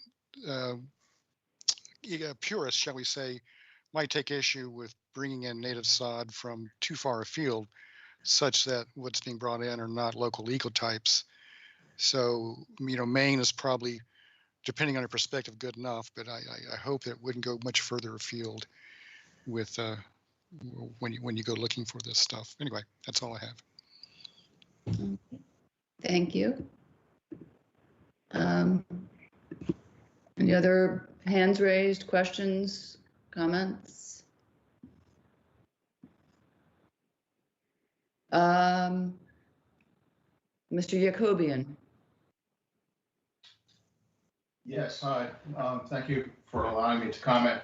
I wanted to probe a little deeper into the Conservation Foundation possibility, and I'm just a little bit confused why I believe it was on an earlier iteration of a plan, and now it's disappeared. And I'm just wondering what's changed. If the land is not developable, if the land can't be developed or changed, it seems to me that to assure real protection and real buffer, and my interest is from the Cannon Hill Association, then a Chatham Conservation Foundation donation would be a wash. And maybe not the full 60%, but maybe some sort of compromise, because it's our concern, although there are teeth involved in preserving conservation land, there have been many instances where owners have just gone ahead and cut trees anyway and dealt with consequences later. And trees can't be replaced that easily. So we're really looking for an ironclad way to protect, a habitat that we feel is really important and threatened. I can answer the first part of the question for you, and I will leave it to the applicant to deal with the other parts. But I agree that a conservation restriction is a belt and suspenders approach, because it really does provide, except for people's behavior in ignoring them. It was included in the last application as a compromise proposal, because there was much more site disturbance, and many more trees were proposed for removal. It was on the order of 130 something, as I recall. And so in order to sweeten the deal, so to speak, they offered the conservation restriction as a way to balance what was being proposed. I don't believe that a municipal body can require it, because in that case it amounts to essentially takings of private property. If we said you must do this, it has to be voluntary or on the part of the owner. So that's why we suggested it on site, because we all know that it's not buildable. There are some benefits to homeowners for doing it.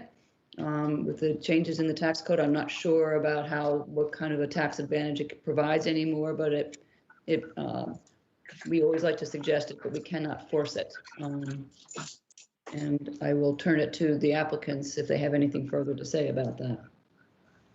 Sure. This is Sean Riley, Coastal Engineering, representing the applicant. Janet, you did a very good job of summarizing the reason why the conservation restriction was even suggested in the previous application. Just to be noted that the previous application was made by a developer that was under a purchase and sales agreement to develop the property. So it's not the same applicant that's before you today. So it was a completely different applicant for that project. And the clearing, as you said, was much more extensive than anything that's being proposed now. It's not to say that the current applicant may not look into preserving or donating to the Conservation Trust. But, you know, on the merits of what we're proposing here, we feel that we have a solid project and that we meet all the performance standards. So in this application, we're not proposing any donation to the Conservation Foundation.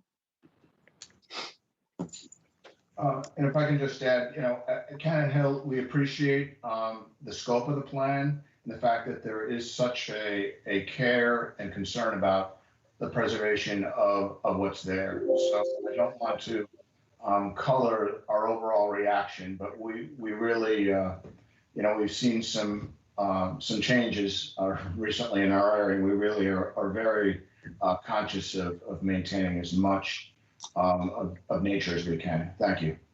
Thank you, Mr. Kubian. Appreciate your input there. Rich Green has a question or a comment.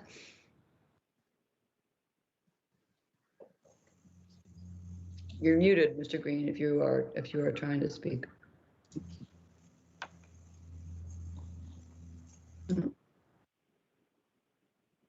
Okay. Well, we'll move on if he gets here before we finish the vote. Hello, this is Rich Green. Ah, there you are. Hello. I'm sorry, I did not mute. Yeah. Anyway, I'm in a butter just on the other side of the road. And I guess one of the questions that came up last time that I don't know that got answered, and I really have a hard time, you know, with reading the drawings online, a little hard. But there was at least at one point a question as to exactly how many trees are being cut.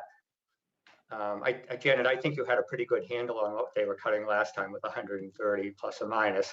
Yeah. But you know, it's hard to see some of this stuff, and I don't really, it looks like you know, with they have the house sitting way up on grade.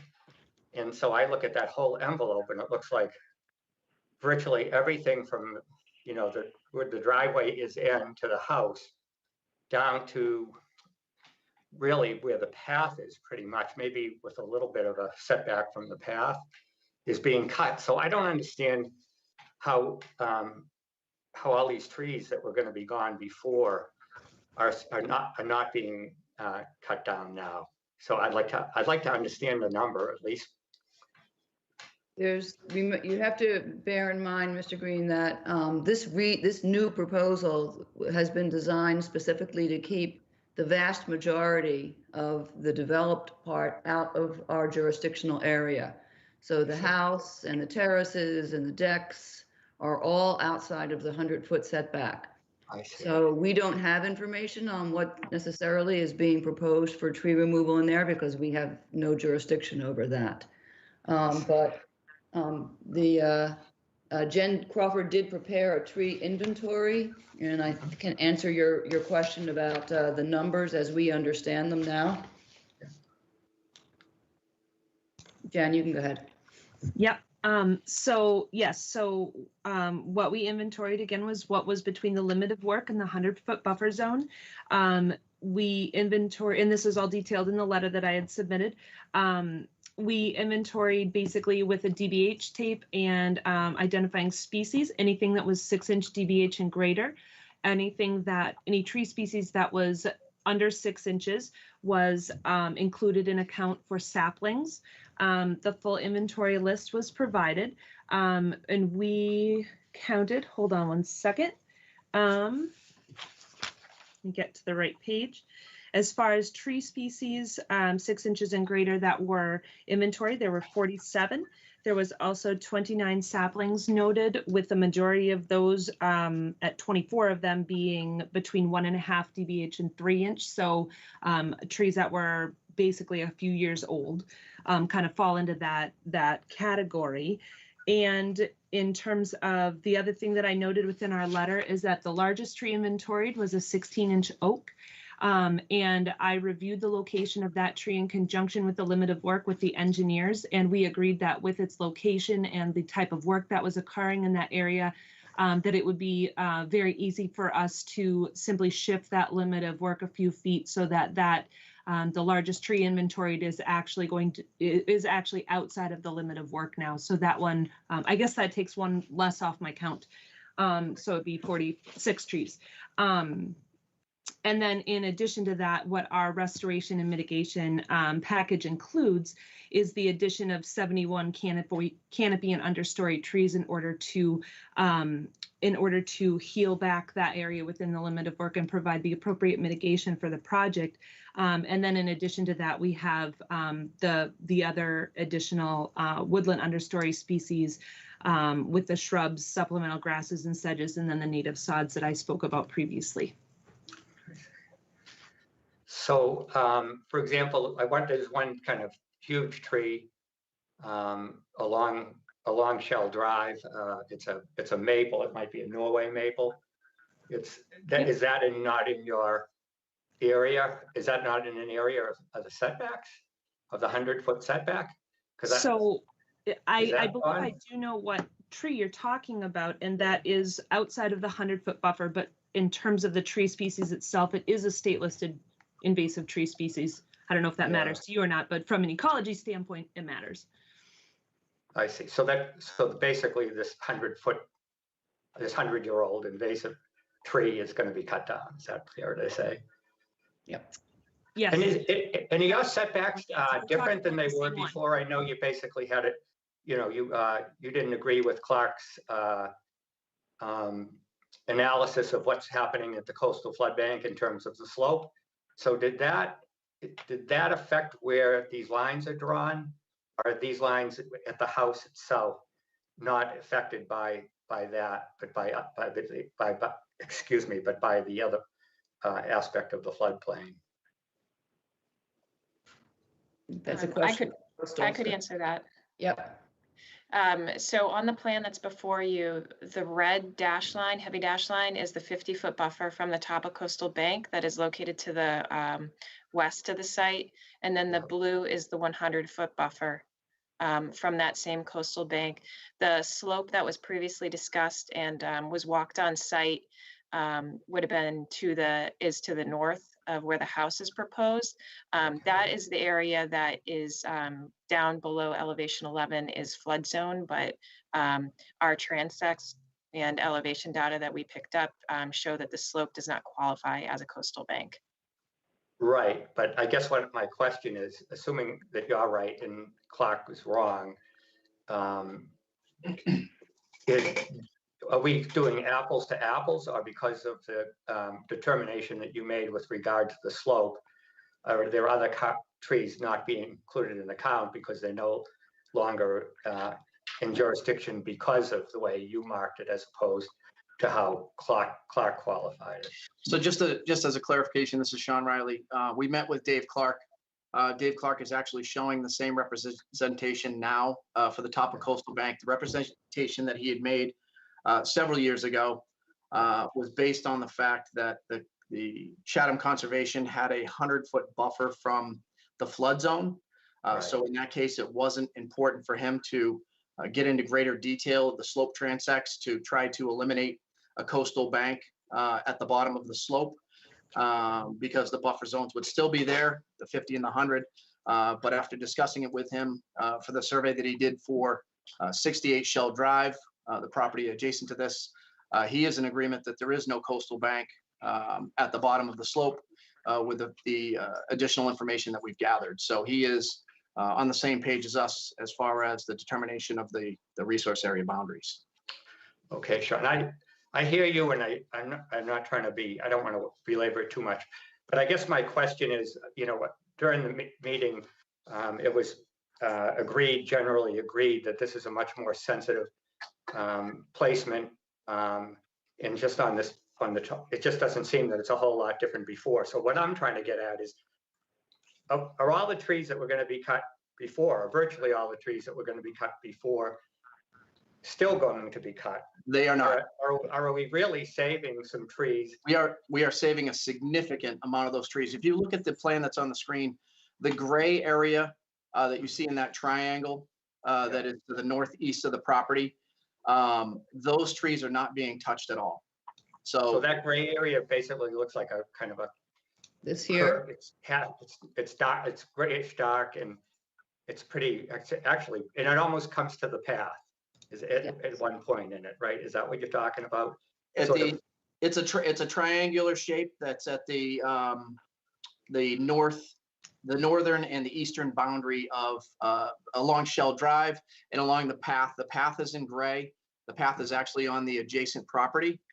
So if you look at the screen, you'll see it's like a light gray solid color that Okay. I don't know if Jen, if you can highlight that area. sharing, Jen is, so she needs. Yep. There she Yeah, is. Jen could just certainly highlight the area. We actually walked that on the site with the commission and had we went up into the woods to show them all of the trees that weren't coming out that were being proposed on the original. And I think that was over 100 trees. And Jen, I believe you're down to 40 something trees. Yeah, 40 something significant trees, that's true. So the gray that Sean is referring to, that is basically taking up most of the screen here, represents existing canopy that will remain, and that was also those lines were basically confirmed from up-to-date aerial photographs. And if you could just point out, Jen, that upper right-hand corner that was going to be cut down in that area there, yes. Yeah. So that gray area there is all currently canopy trees, and that is all remaining. Our limit of work, show them the limit of work line. Is here. So the limit of work is going to be right along there.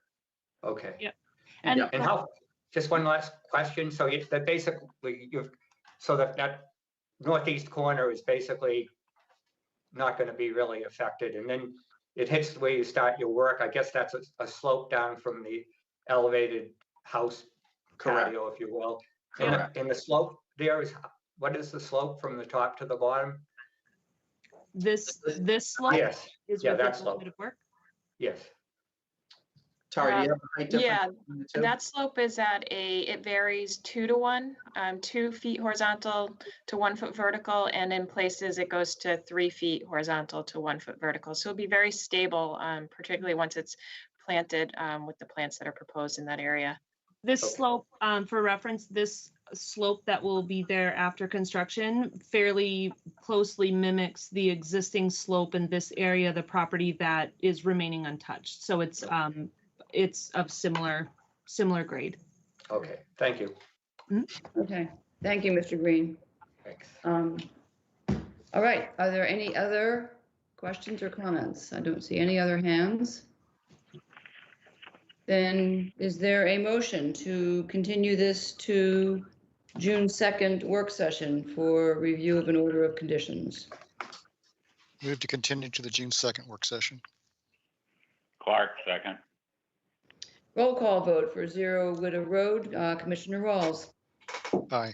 Delvecchio, Aye. Clark, Aye. Latin, Aye. Sullivan. Aye. I vote aye, that's unanimous. We will have an order of conditions for review on June the 2nd. Thank you all for your time. Yes, thank you. Your time, and thank you for all your work on this. Appreciate it. All right. All right, Nicole, we're moving Next on. up, we have 44 Cedar Street, Robert and Kristen Tishman. Kristen R. Tishman, 1998 Family Trust, map 13C, parcel 42-12. Again, I have to check on the SC number for that. Reconstruction of an existing elevated walkway and access stairs. Yes. Good morning. Almost afternoon. Good morning. This is Mark Burgess with Shorefront Consulting, representing the Tishman project here. Nikki, we do have a file number.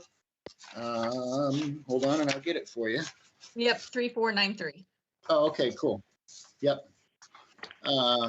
Okay, so this project is exactly similar to one we did a couple of years ago, not too far away at 168 Stage Harbor Road. It was an existing permitted and licensed catwalk and access stairs, and the applicants wish to reconstruct this because it's aging. They want to raise it up a foot higher from its current elevation.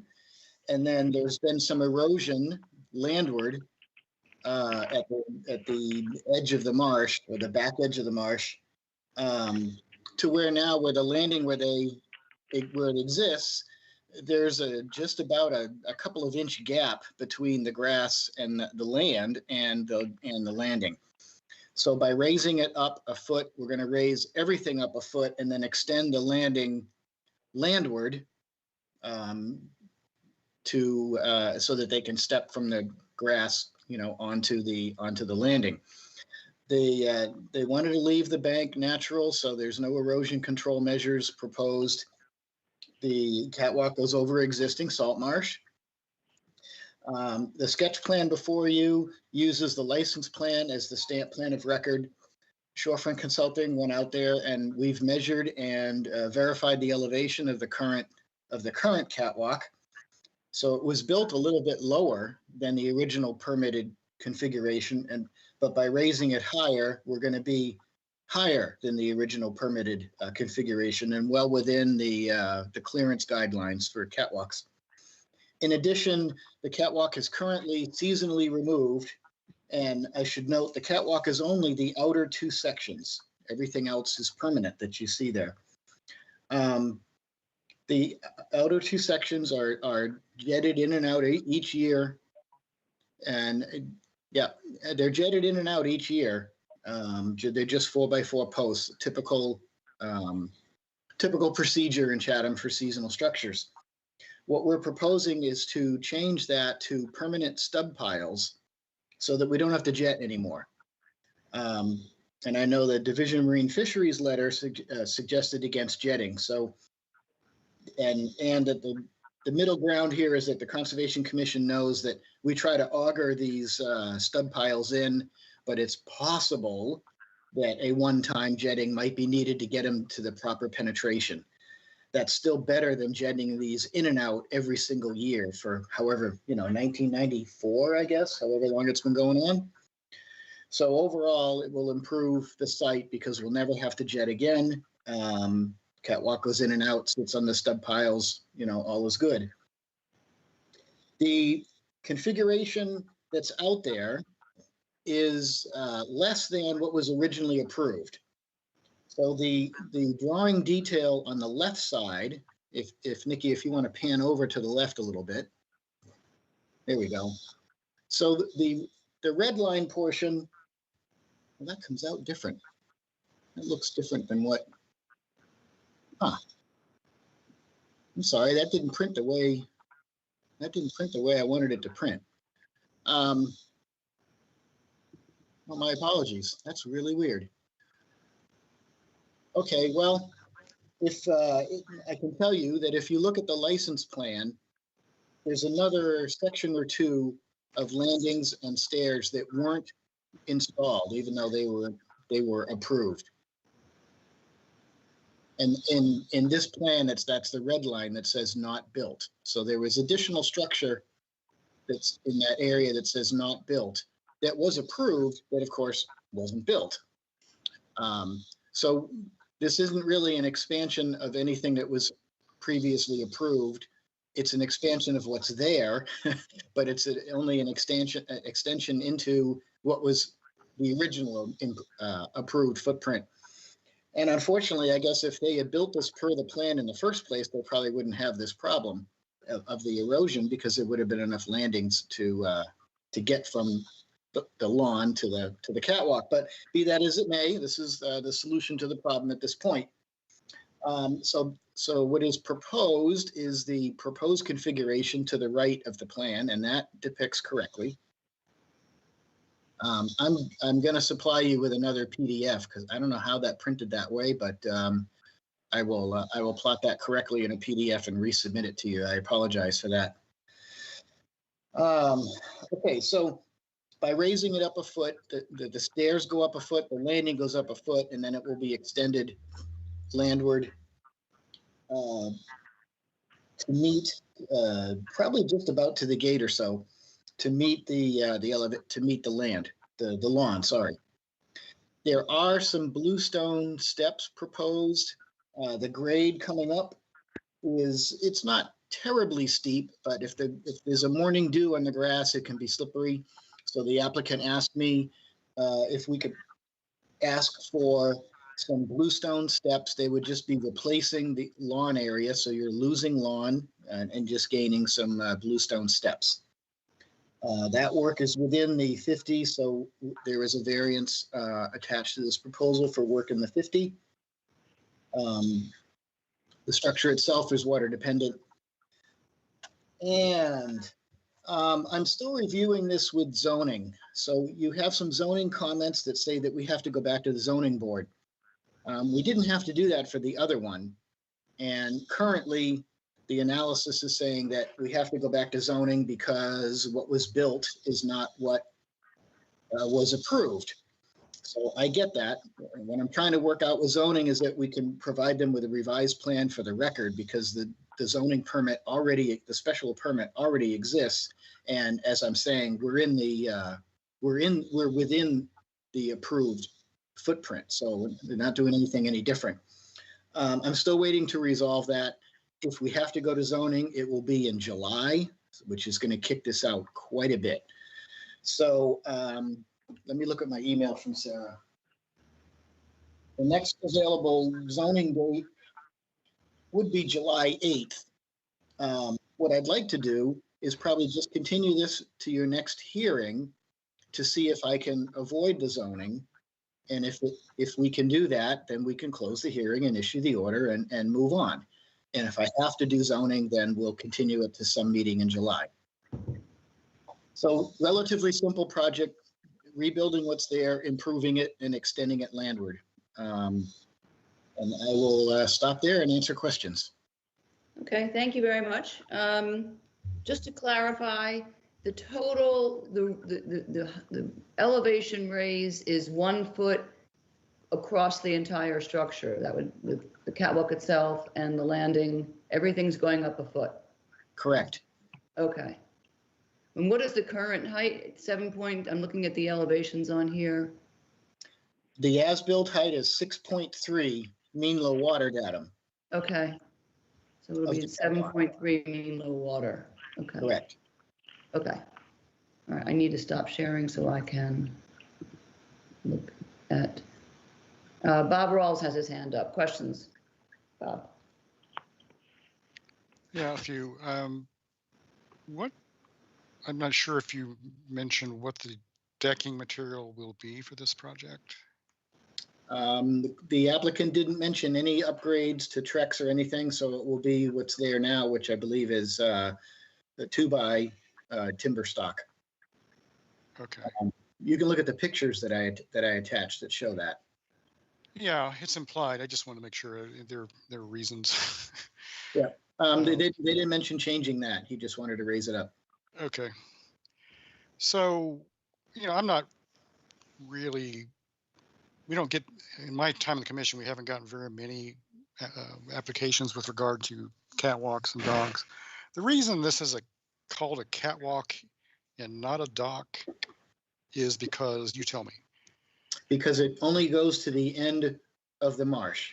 So with these catwalks, the theory is you provide safe access over the marsh instead of through it, thereby protecting the marsh. And there's a ladder at the end, just like all the others. So there was, when it was originally permitted, a objectively verifiable marsh there, and there still is. Correct. And it hasn't changed in the 20, 25 years that the original catwalk was put in. I don't believe so. The marsh, you can look at the pictures, but the marsh still goes pretty much to the edge of the catwalk, and it's healthy on both sides. Okay. All right. I think that helps me. I don't think I have anything else. Oh, no, I think that's it. Okay. Okay. Terry, I see your hand up. But you're muted. You're muted. Unmute. Sorry. There you Okay, go. sorry. I had a question for you. The presenter you had put a screen up there before of the side picture of the plan of the dock of the, the catwalk. And I'm wondering if you could pop it up there again. Yeah. Please. Yeah. And my question, it looks like there's a stairway for public access to go over to the other side of the catwalk for people that are walking along the shore, right? Correct. Those are required by Chapter 91. Okay, my question is this, and it might be fine tuning it, but can you lower that so that the path going across for the applicant has to step down one step just to minimize it, to and then bump back up again to the catwalk to minimize the footprint of the overall structure by eliminating a tread on either end of the public access, and also just simplifying for people who want to walk along the shore, make it an easier way to traverse. It's one less step on either side. I'm not sure I understand your question. What do you want me to lower? You see where the public access step is? Yes. Right where, I don't know if, can you see us, am I sharing, right where your cursor is? Uh-huh. Can you eliminate right there, can you eliminate that top step? Can you, not eliminate it, but can you lower it so that the catwalk goes down one additional step to facilitate the public access going across, having one less step up and one less step down? Effectively just accomplishing a couple of things. One is just making it easier for whoever's going to walk along the shore to go up and over the structure, the impediment to them if they're walking down the shore. And secondly, I think it would minimize the overall footprint of the whole structure, because we're going to be eliminating two steps, one on either side, for the public access. Okay, if I do that, that means you'd be coming down the stairs and then stepping down two more steps, and then within 3 feet, stepping right back up again to get to the higher elevation of the catwalk. That seems unsafe to me. Yeah, I'm wondering if the top, can you see my cursor? No, we cannot. I'm just asking if you can eliminate that top tread. Here? I'd eliminate the top landing. Actually, asking not eliminate it, but can you make that top landing one step down, 7.5 or something, whatever building code, one step down. Yeah. And then you're going to have one less step going up and approaching on either side for the public access.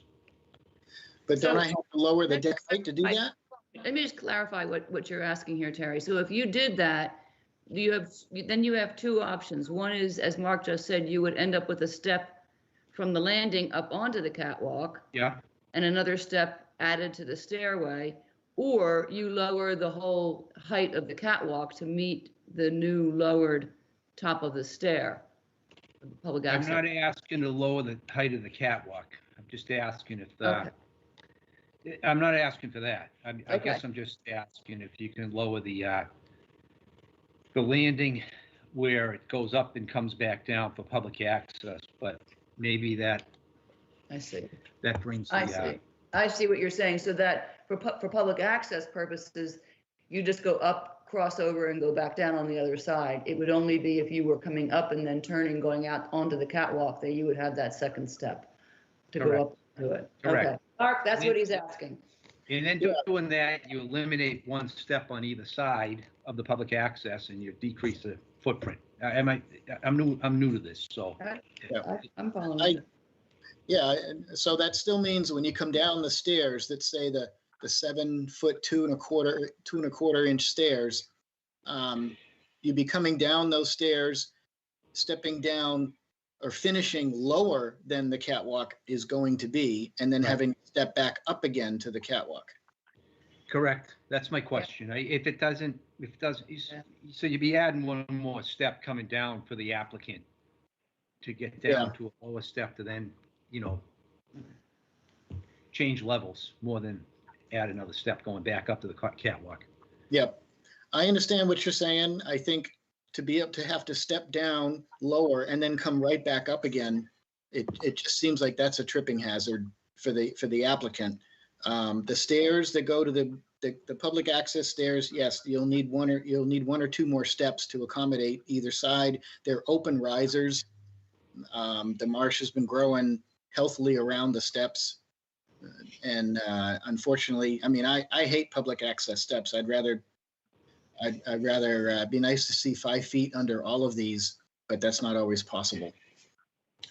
Especially when you're 6'2". Yeah, well, I'm only 5'6", so I don't suffer as much. Okay. Okay, anything else, Terry? No. Okay, thank you. Bob Delvecchio, you have your hand up? Yeah, I had a few questions. The coastal bank is eroding. Why is it eroding, do you think, Mark, first of all? Probably due to sea level rise and just waves going up against the shoreline. You know, it's now a vertical scarp, whereas in the original plan showed a sloping shoreline, but it's eroded back now to where it's a vertical scarp. But I asked him if he wanted to do like fiber rolls there or something. He goes, no, I'm just going to leave it natural, and but we want to extend the landing landward so he doesn't have to jump onto it. That's all. Well, why is it specifically eroding there? I mean, I looked at the whole coastal bank in that area, and it seems like it's more pronounced, the erosion right at that structure. Yeah, I don't have an answer for you. I agree with you. There's lots of the slope on either side. There's still a scarp. There's still a scarp on either side. If you look, like there's a big tree on the east side that's still scarped quite a bit. But it's more serious right here, and I can't answer why. I don't know if it's from boat traffic or who knows. But yeah, it's not the wave action maybe up against the pilings or anything like that, or maybe causing more of it. Unfortunately, once a scarp starts, when it's a sloping slope allows the waves to run up and run down, and the energy is dissipated and not transmitted to the ground. Once it goes vertical, even if it's only a 6 inches to a foot, that vertical takes all the wave energy, so the erosion increases. So you don't need much to get it started, and then once it starts, it just walks landward. Yeah. Well, I would like to see some protection put in place there because I think it's just going to get worse. And I think if you build a structure around that, I think you're going to have problems later on in the near future. And the other comment I had was if you're putting bluestone, a walkway down to the new structure, we're probably going to ask for mitigation because of you putting the hardscape in the no disturb zone. Would the removal of the lawn be used as the mitigation? I mean, you guys would rather have less lawn than anything, so we're removing that, and there's no, you're removing lawn from the site for the same amount of the block steps. Wouldn't that suffice? I'd still like to see some mitigation in there. That there's beach plum and some viburnum along the edge there as you walk down from the house. And I'd like to see that beefed up if we could. But those are the two areas of concern I have. Thank you. Okay. I would echo that, Mark. While we do always applaud lawn removal, in this case, in the no disturb zone, you're removing a pervious surface and putting in an impervious bluestone. So it doesn't really act as mitigation. So can I just ask something about getting back to Bob's question about the erosion and the scarp? Let me just do this. This, I thought this was this was going to be extended further to offset any further erosion. If this is the area that's eroded right here, and it continues, you're still going to have this gap that at some point, almost inevitably, that someone's going to have to jump over. Do I missing something there that if you extend this walkway back further into the bank, that would, make sense in terms of acknowledging the inevitable continued erosion, but what you've got does not. Yeah, let me,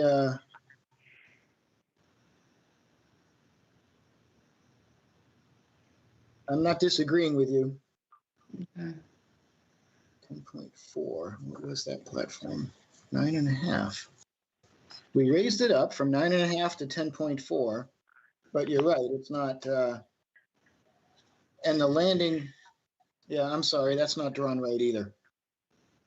So that scarp presently, and you can't tell because the other part isn't drawn right, isn't depicted right, but it's right at the edge of the landing on the detail to the left, the red landing. The scarp is at the edge of that landing. So I showed the scarp where you see the horizontal lines and yeah, that's still gone.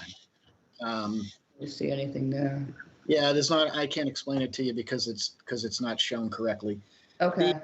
So I will tell you the proposed configuration is correct, except that the scarp needs to be shown further seaward, about halfway into that landing. So the scarp is shown in the wrong spot, and I'm sorry. Okay, so it's further back this way. So you are extending the walkway over the scarp and beyond it, allowing for some additional erosion.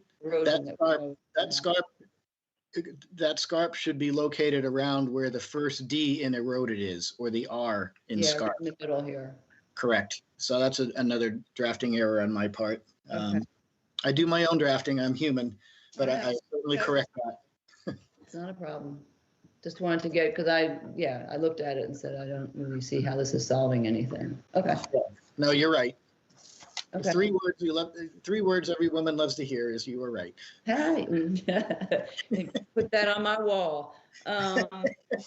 Okay, so any other questions? Nicole, do you have anything for Mark? No, my main concern was the erosion, which was discussed.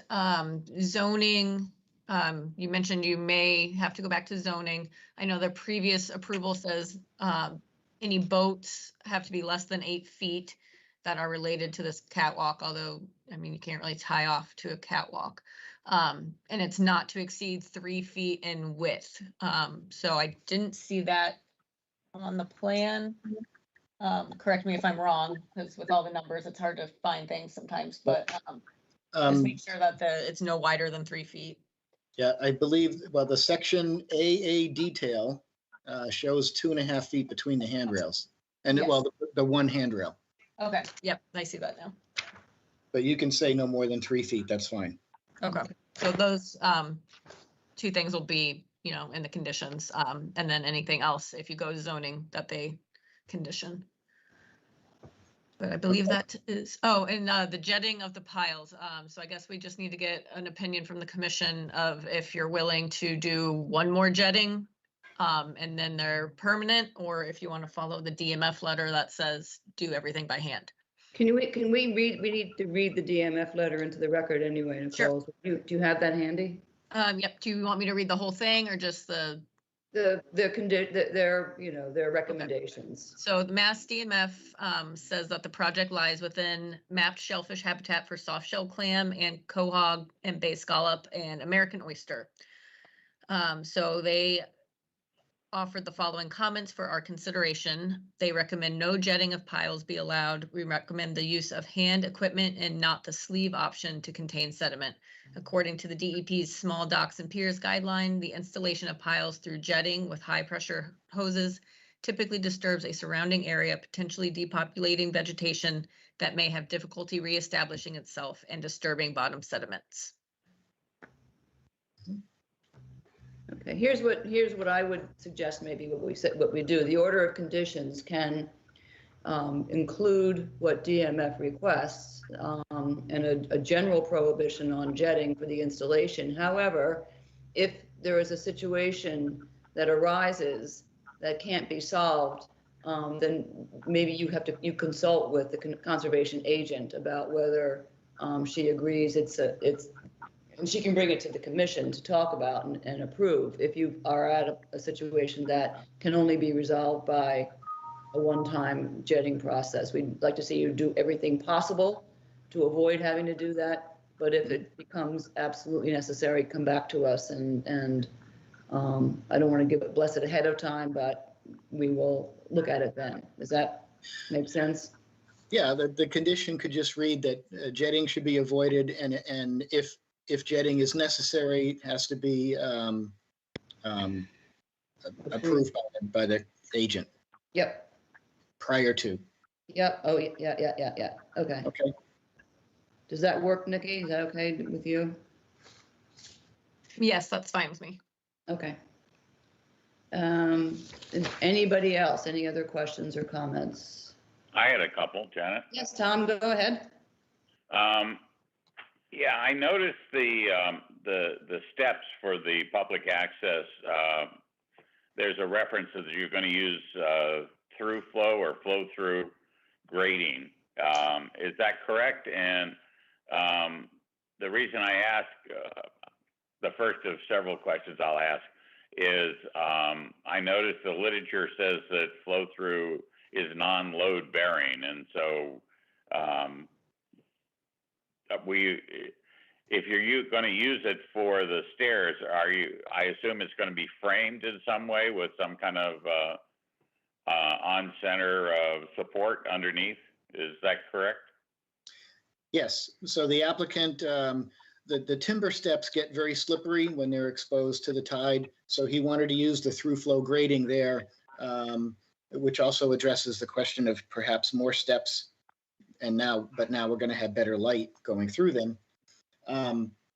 The through flow grading only requires, it can be framed like a regular stringer 16 on center.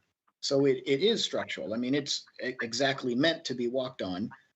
You can't span it 2 feet or 3 feet if you like if you use a 2x6 stringer, you can span those 3 feet without a middle stringer.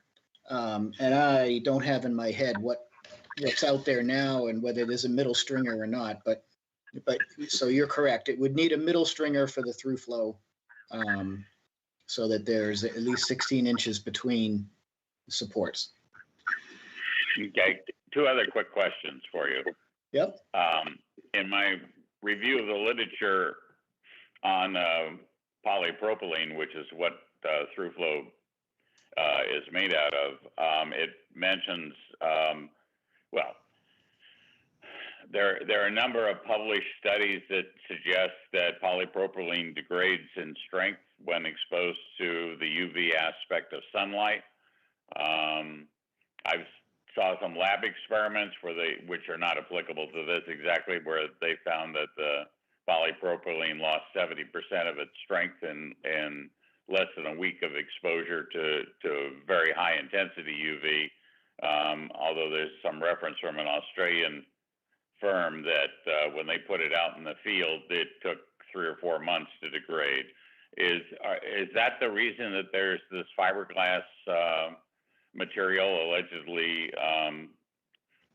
running through the polypropylene of the through flow in order to help maintain its strength? Is that its function? I have the MSDS sheets for through flow. It's completely inert, but I don't know the innards construction of it. Obviously, they came up with this to be in full sunlight. I've had docks that have had this grading on it for many, many, many years, and I haven't noticed any degradation. I mean, it has to be designed for it. That would be crazy. But I don't know what the inner construction is, whether it's solid polypropylene or whether there's some fiberglass material in the mix. I don't know the exact composition of it. Well, the literature for through flow says that they contain fiberglass material added, but they don't explain why. And so I was just wondering if you knew. The other question I had was polypropylene, as I was referencing earlier, does not hold up well to UV lighting, and allegedly. And so I've noticed the literature put out by Through Flow says that it's UV protected in some manner, but it never explains what is used or why. Do you have any information about that? I do not. Okay. Let's see, what else did I have? No, that was it. And I want to echo Bob's comments about the and Janet's comments about the eroding scarp. But it sounds like you found a flaw in your draft, so you'll take care of it. Yeah, well, the comment about the eroding scarp was that one of your members wanted the applicant to perhaps address the erosion, where I had asked them specifically about that, and they said no, they wanted to leave it natural. So I can readdress it with them. We could always amend the order. If he wants to leave it open, we could always amend the order to add a fiber roll enhancement if it's necessary. But I did ask him that question specifically, and he wanted to leave it natural. All right, well, the order will be open for at least 3 years, so I expect we'll see you back here at some point in that time to deal with the continued erosion. Bob Rawls, do you have a question? I had one other question, Janet. Oh, I'm sorry, Tom, go ahead. I apologize. No, it's my fault. I didn't note that I would ask it before. I noticed in looking at your photograph, which is, the same you get off of Google Earth or Google Maps, that to my eye, it looks like there's damage to the salt marsh about where the existing catwalk and stairs are located. Is your client willing to take whatever steps may be necessary to help restore the marsh area? I would have to ask them that. Would you please? I can. Take a I look look forward at that. to the response. Thank you. It wasn't noted in the narrative that there was any existing damage to the marsh, and since you're going to be working in there, if you would take a look at it, and if there is, take action to repair any damage, fix that. Okay, now Bob Rawls. Yeah, I actually just wanted to fill Mark in on a continuing debate that we've been having here in the commission that he may not be aware of with regard to the through flow decking. We've had other applications that have that propose it, and we've a couple of us on the commission have questioning it. It's essentially plastic in our minds, and so therefore plastic in wetlands may not be a good idea. And the only information we have on its long-term durability is from the vendor, of course, and that's not an unbiased opinion. So we've been looking for third-party analyses of how long it's expected to last, whether it would flake off, leach off into wetlands, and so forth. So as a dock specialist, I'm just going to bring that to your attention so that when you bring other such applications to us, maybe you could bring anything you can find on that question. We are dubious about it. I'm dubious about it. In this particular case, the through flow is going to be on the stairs. Is it the access stairs or the stairs going to the catwalk? The public access stairs. The public access stairs. All right. So those won't be over water, literally. They'll be in the water. They'll be okay. Well, anyway, I would appreciate it. I think Tom would too, and maybe others. That if you could somehow find reputable third-party opinions on the longevity of this plastic material so that our concerns about it can be assuaged and we would stop questioning it every time it comes before us. So right now, as I said, all we have is the vendor's claims, and I don't put any credence on the vendor's claims. They're selling it. So that's where we are on that. Well, like I said, I do have the USDS sheets no, I'm sorry, the MSDS sheets for through flow. I don't know if they came from through flow, but I do have them because actually probably about 5 or 6 years ago, this question was asked by another commission. And I gave them the sheets, they looked at them, it came back. The sheets basically say that it's completely inert. To me, inert means it doesn't react with anything around it. So one would hope it's not, falling apart and shedding and things like that.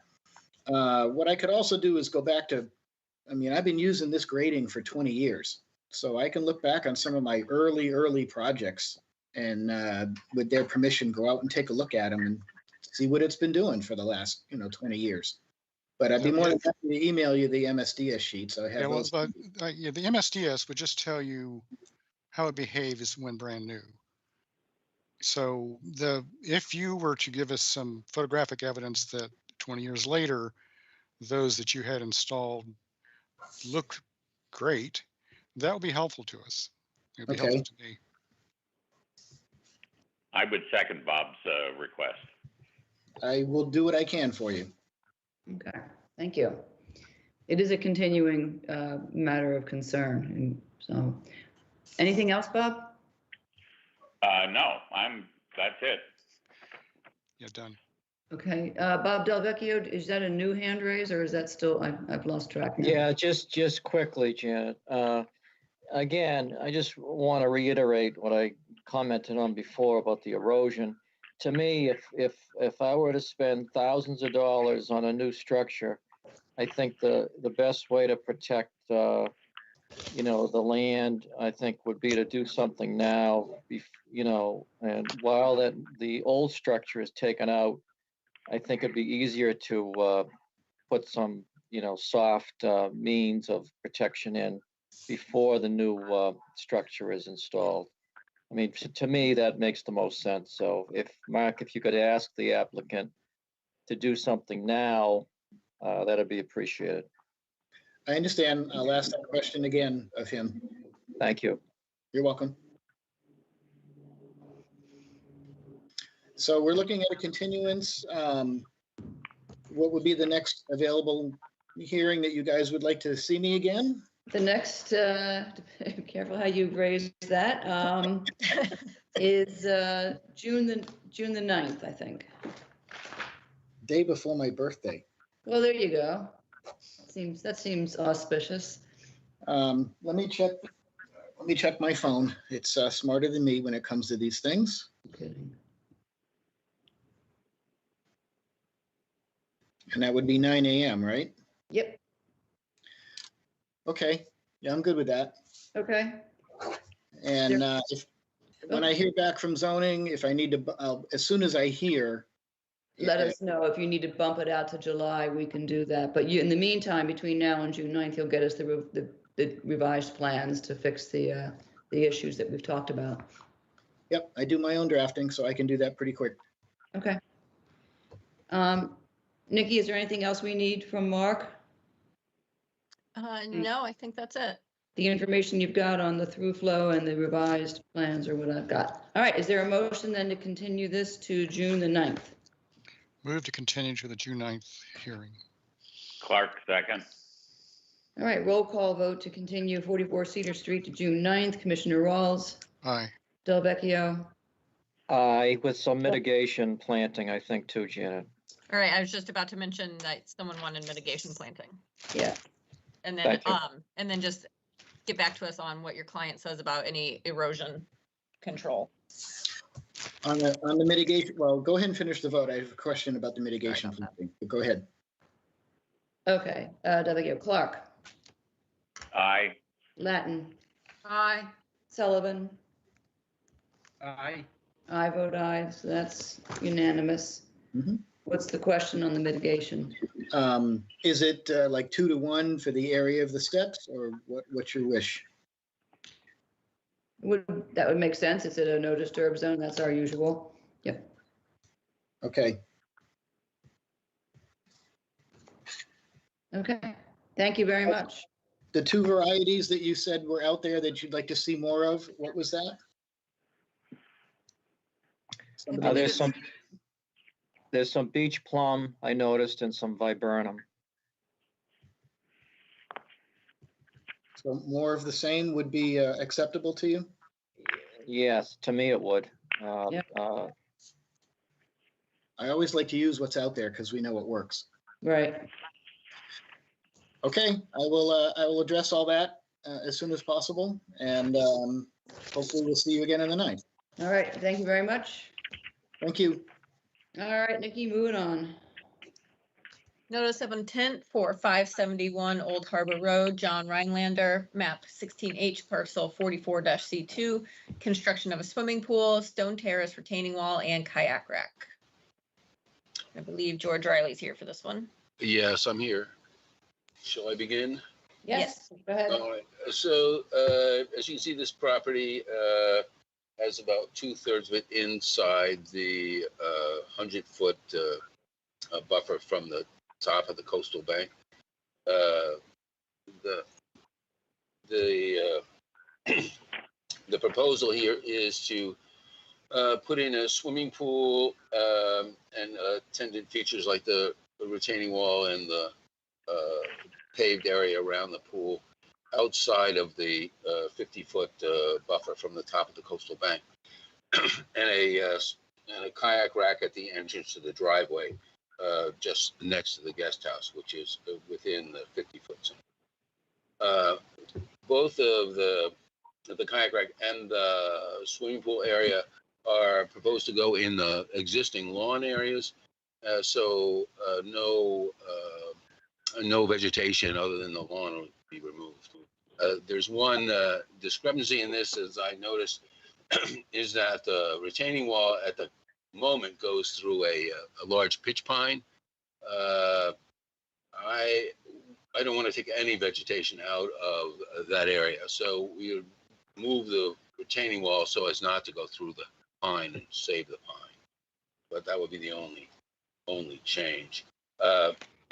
So that the mitigation area for this disturbed area is next to the existing sort of isolated wetland, where I think it's most important to have mitigation. I don't think there's, as a coastal bank, this probably wouldn't act as any kind of a coastal bank with the exception of a 100-year flood. So the real environmental mitigation should come closest to the edge of the wetland. So there's that mowed area below the terrace that you can see in your pictures. And my proposal here is to plant woody shrubs and some trees, filling that area up, increasing the area for wildlife habitation, etc., while leaving us a path between that and the existing buffer zone where there's a lot of porcelainberry and invasive vines, so keep those at bay. And that don't see that the access is going to be through the existing road, so and no storage of material within the 100-foot. Anyway, that's pretty much it. Okay, thank you. So you said that that you're going to change the location of the retaining wall. I did notice that it looked like there were a number of trees that were going to have to be removed that weren't flagged. Are you saying? Right. So so the slide, the idea was to put the only reason for the retaining wall there is to provide really an edge to the vegetation and to compensate for minimal grading. So it's really only a seeding wall. So my thing is to slide that wall so that it's really just that little corner the upper northern corner of the pool. We can right in there. That's exactly right. To change the direction of that wall so that there's no between those two areas. So there's no disturbance to the existing vegetation. Yeah. Okay. So no trees need to be removed. Is that? That's my plan. Yes. A lot of these stakes look very close to a lot of substantial trees. Well, I think it's really just that one big tree that's really at issue, and I think we can work that out. There's one big pine there. Oh, we have the picture? There we Yeah, go. I'm bringing it back. I was trying to bring up a photograph. I took Oh, of okay. stakes that Yeah, show stakes within 2 feet of large oak trees, and I don't know whether, and they're listed as I guess that's the walkway around the pool, so that can be, what is yeah, that made out of, that walkway? What's the material? right. I think that's a bluestone slabs. Okay, So it's not a huge excavation project there. You can probably go fairly close to things. so they It's really won't, just the pool that's getting excavated. right, so the walkway slabs, this bluestones won't impact the trees. No, They're not close enough to them to, okay. no. Mm. I mean, the intention is not to remove the tree, so we'll make every effort not to do that. Okay, got it. What else is there?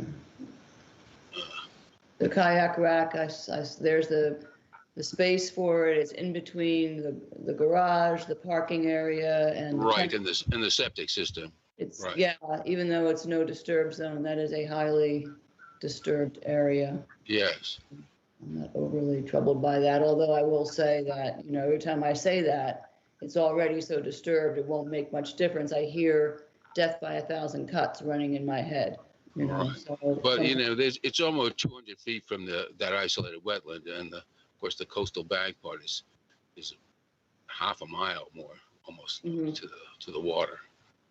yeah, So- it's, I know, I don't necessarily understand the definitions of coastal banks when they're, Right. I understand it has to do with slope, but Yeah. does this, it's clearly not a sediment source, but what kind of storm damage protection is this bank providing? How's it functioning? Well, I think the definition is something to do with it's the flood elevation when the slope is greater than 10 to 1.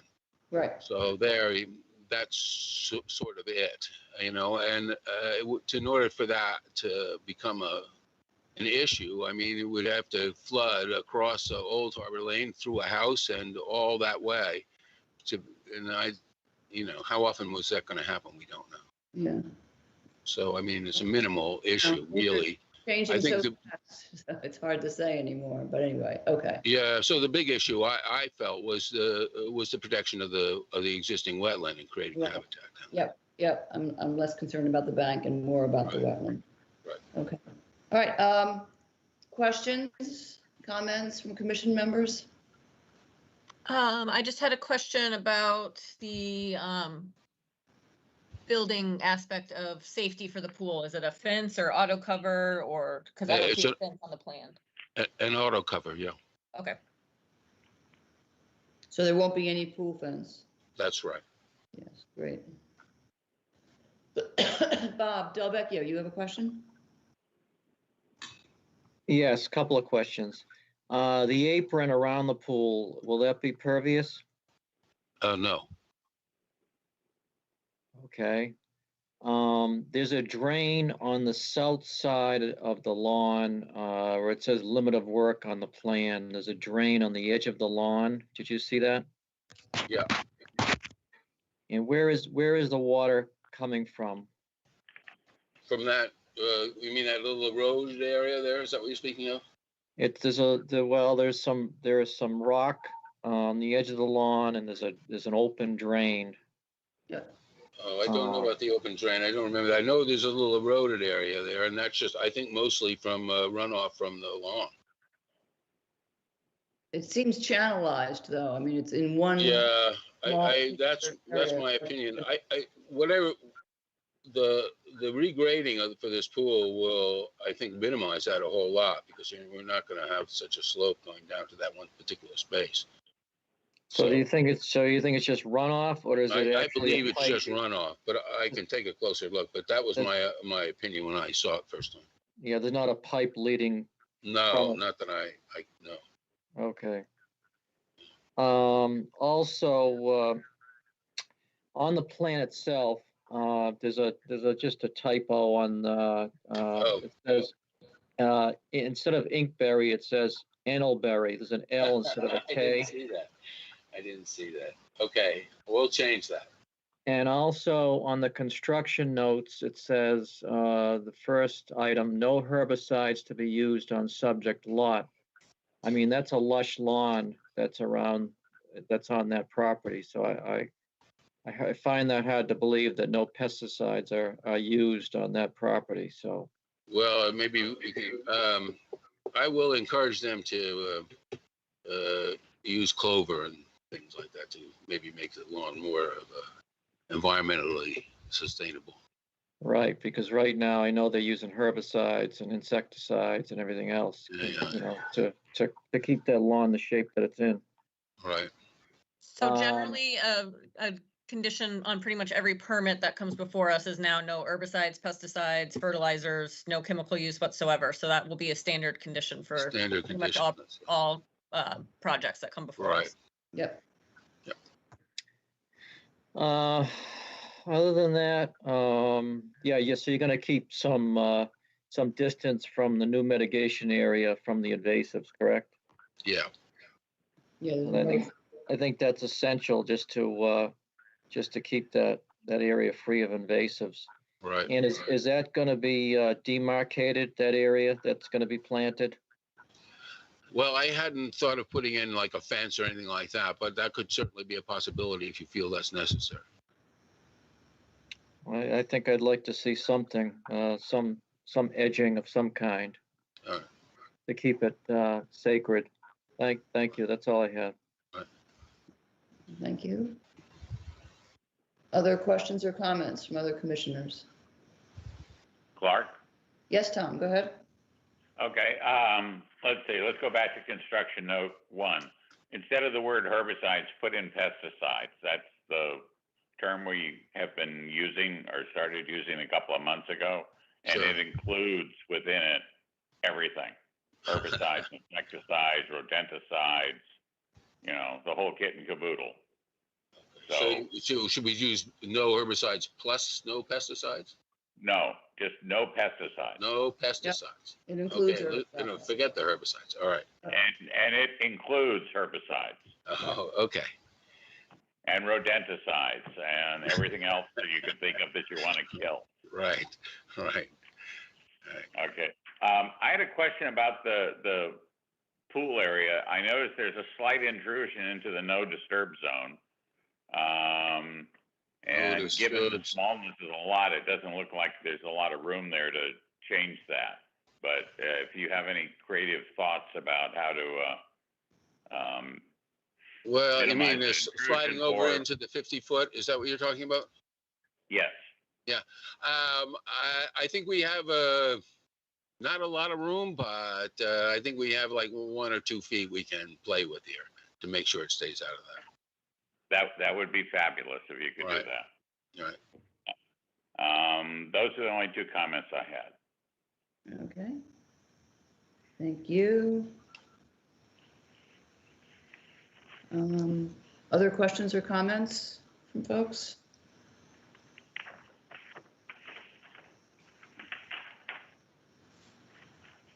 Okay, so then you'll be Janet, making. there's one person with their hand raised. Oh, I see. I'm sorry. Who is it? I can't He's see. in the butter, I believe. Ah, yes. Hello. I'm not sure who you are because it just says NVAULE. That's all I can see. Got it. Yeah, my name's Nils Volley. I'm an abutter Hello, Mr. Volley. to the Yes. property. Hi, how Yes. are you? Good. Good afternoon, Madam Chair and other members of the commission. So my name's Nils Volley. I'm an abutter at 529 Old Harbor Road.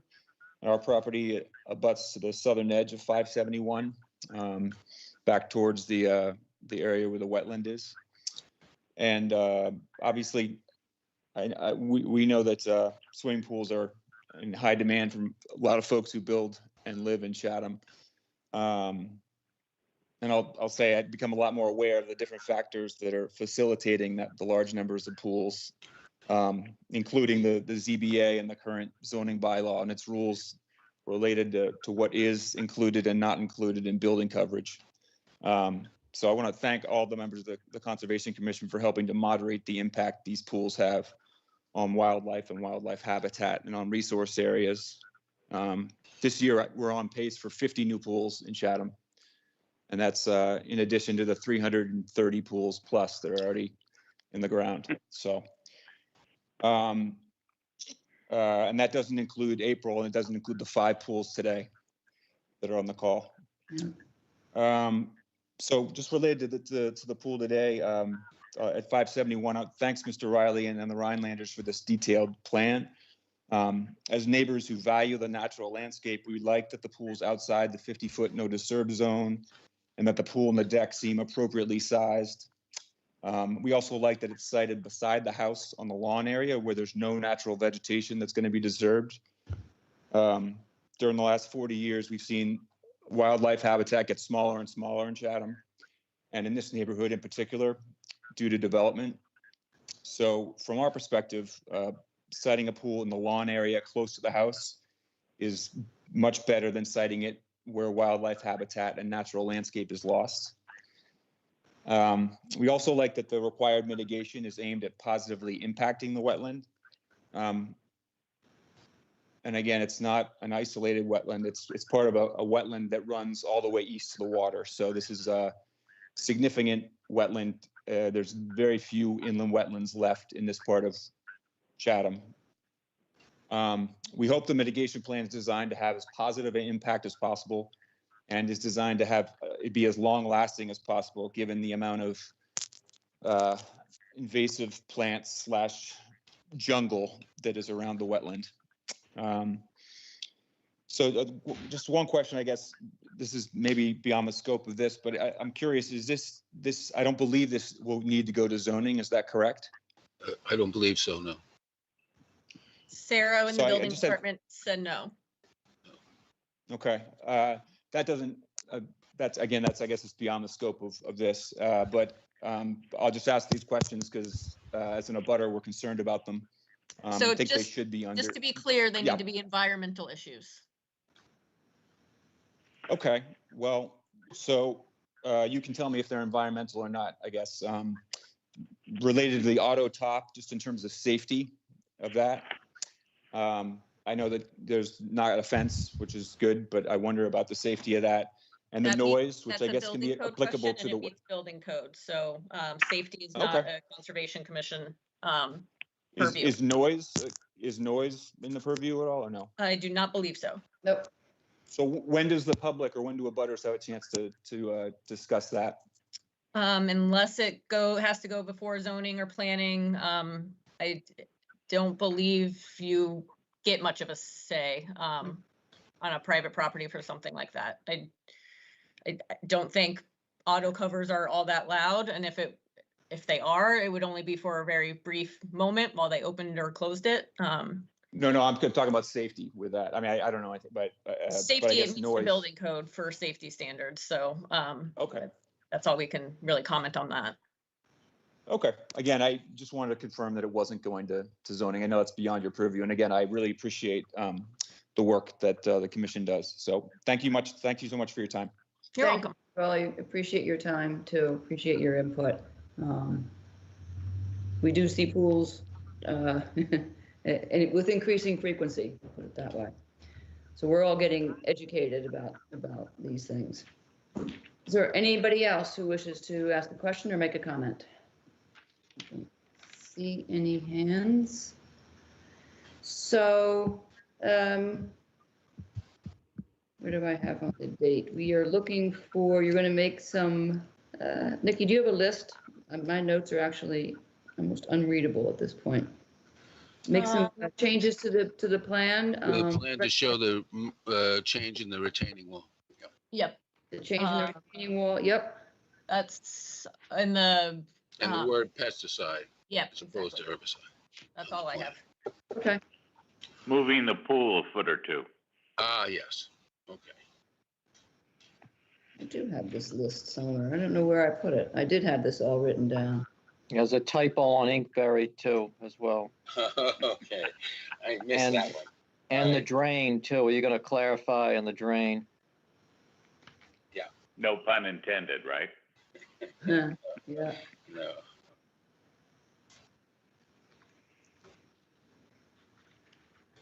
Okay. Okay. If you For think, For those minor changes, I would suggest continuing to the work session and just get the plan before the work session, and I'll load it into Dropbox so you guys can all see that they did submit the revised plan, but I don't see the need for it to go all the way to All right. June 9th. I can probably get you this by Monday. I'm gonna try and do that. Okay.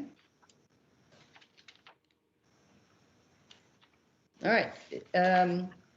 That's fine. If we have any, I'll tell you that if we have any questions, if you get this to us next week and there are still unresolved issues, we can add it to the hearing on the 26th of May. Okay. Otherwise, we'll plan, if everything is acceptable, we'll take it to the work session on June 2nd. All right. Thank you. Okay. Is there a motion then to continue 571 Old Harbor Road to June 2nd? Move to continue to June 2nd. Clark, second. Thank you. Roll call vote for 571 Old Harbor Road. Commissioner Rawls? Aye. Delvecchio? Aye. On the demarcation, I just remembered, Janet, on the mitigation, just Yeah, gonna we're put gonna it some put kind of that an edging or something in there. Yeah, we'll put that in the order. It is now Order of become, conditions, yeah, there you go. Thank you. yeah. Commissioner Clark? Aye. Latin? Aye. Sullivan? Aye. And I vote aye, so that's unanimous. We will meet again on June 2nd unless there's an issue that's outstanding, in which case we'll be back here on May 26th. Okay, All right, thank you. thank you very much. All right, Nicole, that is the end of the notices of intent.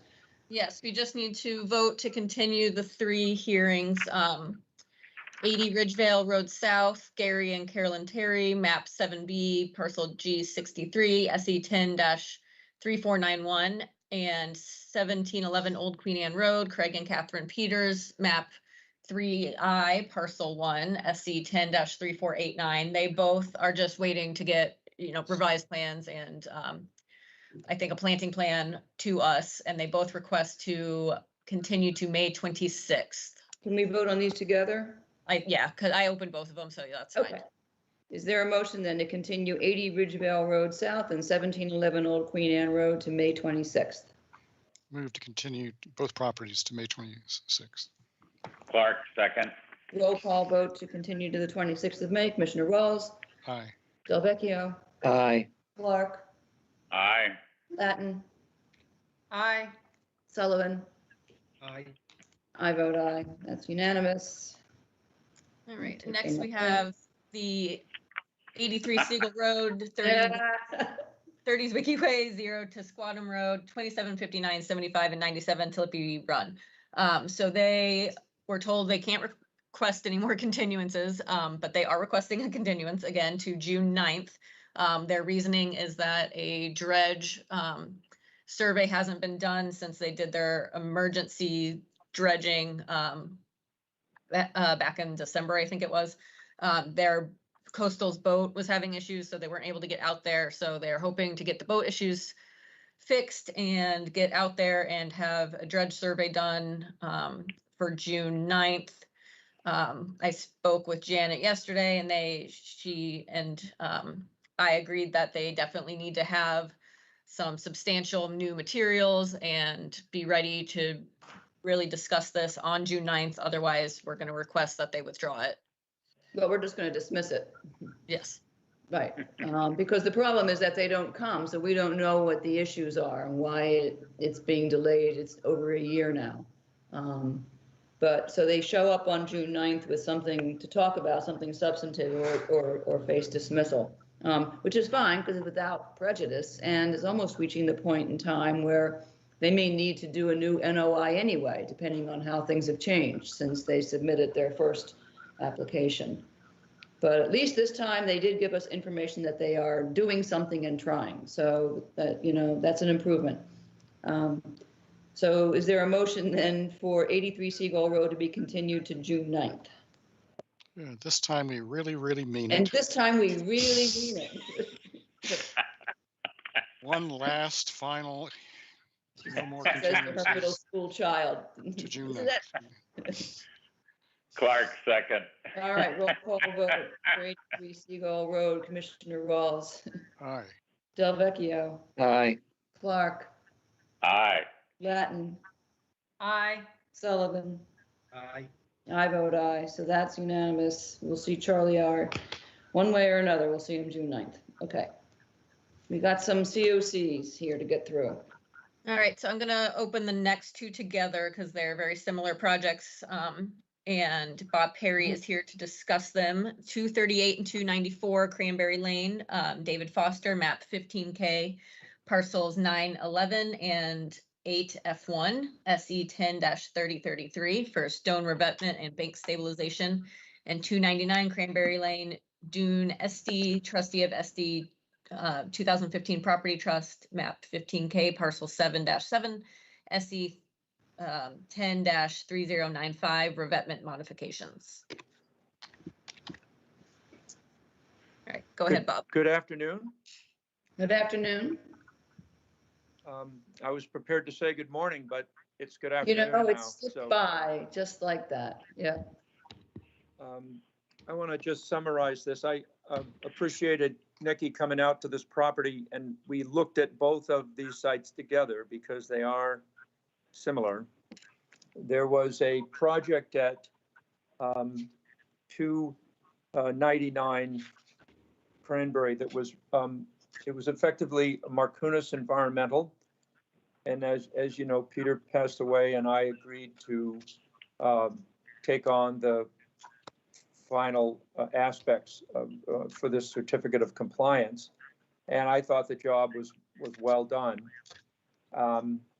And we prepared an as-built plan and certification and photography, looked things over. And the lingering question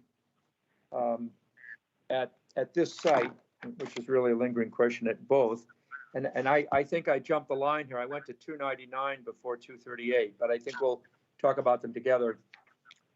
I would turn my attention to 238, which is the Foster property in combination with the Wallace property. There was a stone revetment construction there for a dramatically eroding coastal bank. And the applicant has an agreement with the Wallace family for nourishment at the east end. And that nourishment is coincident with nourishment that would be required in any case. That job was also well done, I thought. And the upper bank was vegetated immediately following the work. The same process for the certificate of compliance was followed. So those applications are before you. However, there was no as-built requirement for 238 and 294. The revetment was squeezed in as close to the bank as possible, and it was built to the parameters and elevations. And I've certified to that, but it's costly to do an as-built, and the applicant, if it wasn't required, he didn't want us to do it. So the lingering question here is beach nourishment as an ongoing condition. And I am putting the question to the committee because both orders indicate ongoing conditions for beach nourishment.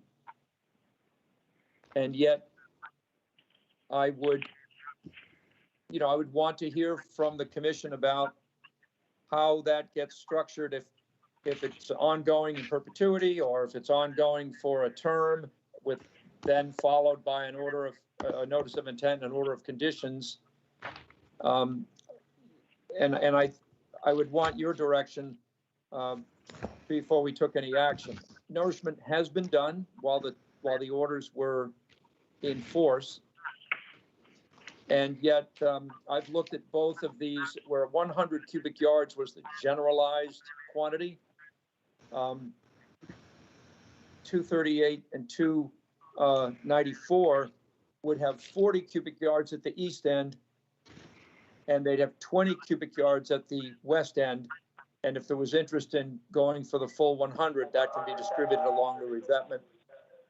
At 299, the suggested maximum was 100. There were qualifications that may be increased or decreased, and some general calculations looking at the available area where you can place sand. Looks to me like 60 cubic yards would be a good dose to be adding if you were adding it all at once. And so it's coincident that both properties would be looking at approximately 60 cubic yards.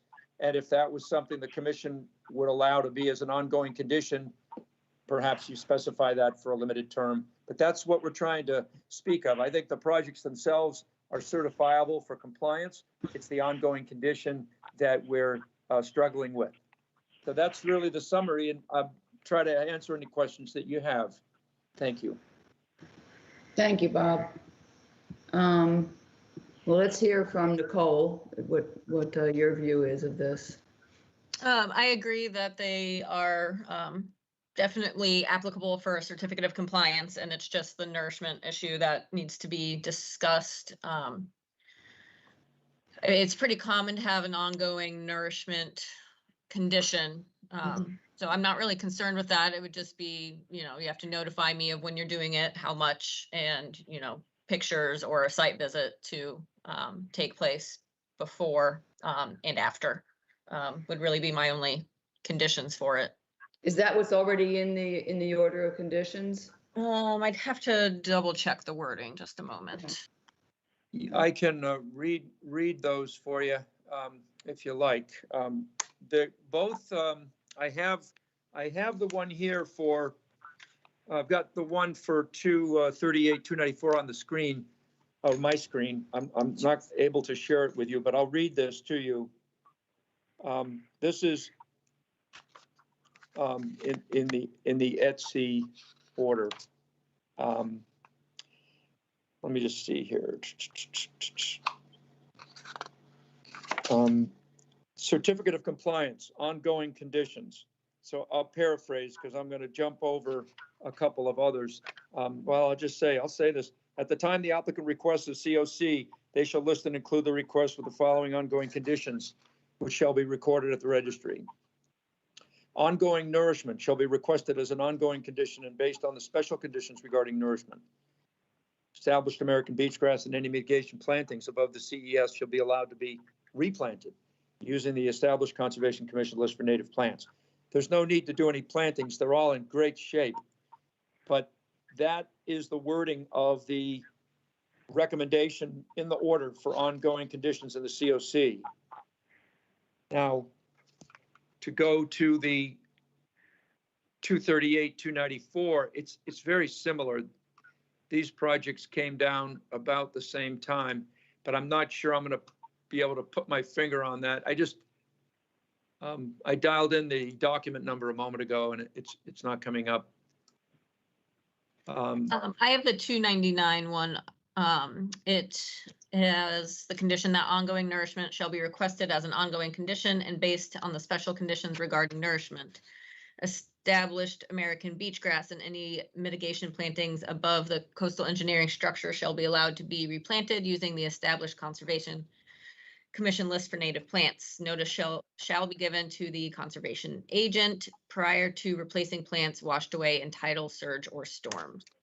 So they both orders have conditions that they're allowed to have ongoing nourishment. So 0,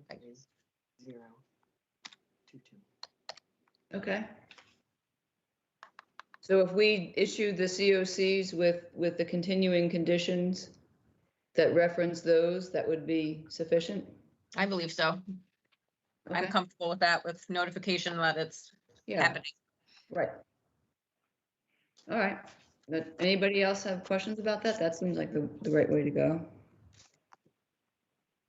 I think that the Foster order is very similar to that. And I can, here's an ongoing condition.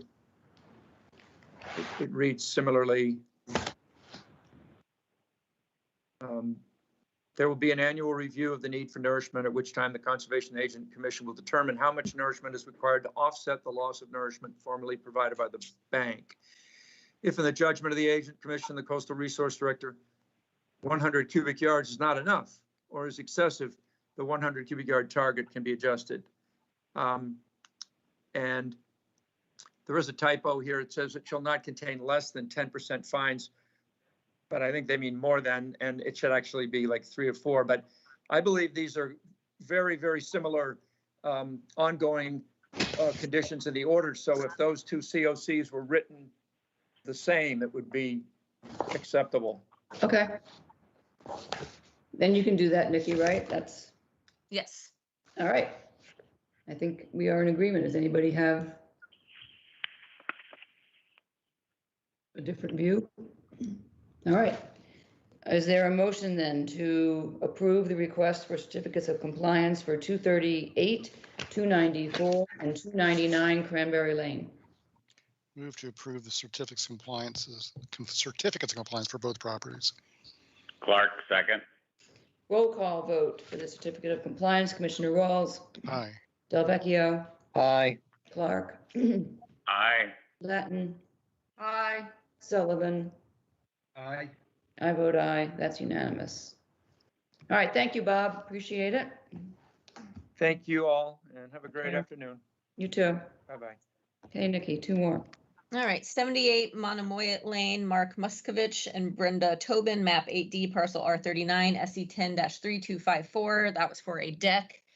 I recommend approval, but I just wanted to bring to your attention that the deck, as you can see in the as-built, is a big rectangle.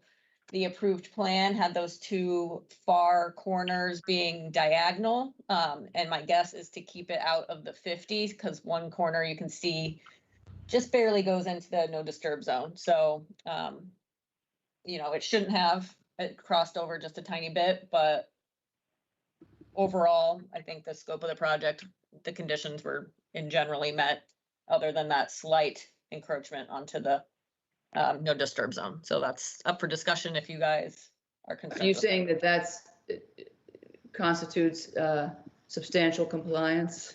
Yes. It's one way of- Unfortunately, but I mean, Not perfect. it's so minimal, but you know, it should have been slanted at an angle, like on the approved plan, but I don't think it's something to withhold a certificate of compliance over. They did the plantings. It's, you know, it's not a majorly disturbed area by any means. David Clark is here to talk to it. Yeah, I agree. It is certainly does not follow what was approved, and I think the commission did make a point of trying to get the entire deck out of the no disturb zone. Apparently the contractor that did the work is relatively new to the area, and I think this was his very first job working with a project that's in your jurisdiction. Nonetheless, it is a departure from what was approved. But keep in mind, this deck is 6 feet off the ground in the location of these 2 squaring. So I really don't think it has an impact at all on the resource area. That's my only comment. And I would pretty much agree with that. Okay. Are there questions? I have seen something happening. Oh, that was David raising his hand. Okay. Is there a motion then to approve the certificate of substantial compliance for 78 Monomoyet Lane? Move to continue, to approve the certificate of compliance. Clark, second the certificate of substantial compliance. Right. All right, roll call vote. Commissioner Rawls, Aye. Delvecchio, Aye. Clark, Aye. Latin, Aye. Sullivan. Aye. I vote aye. Yet another example of why it pays to come at the end of a long agenda. Just don't have it in me to make a big deal about it at this point. I would have if it were first up.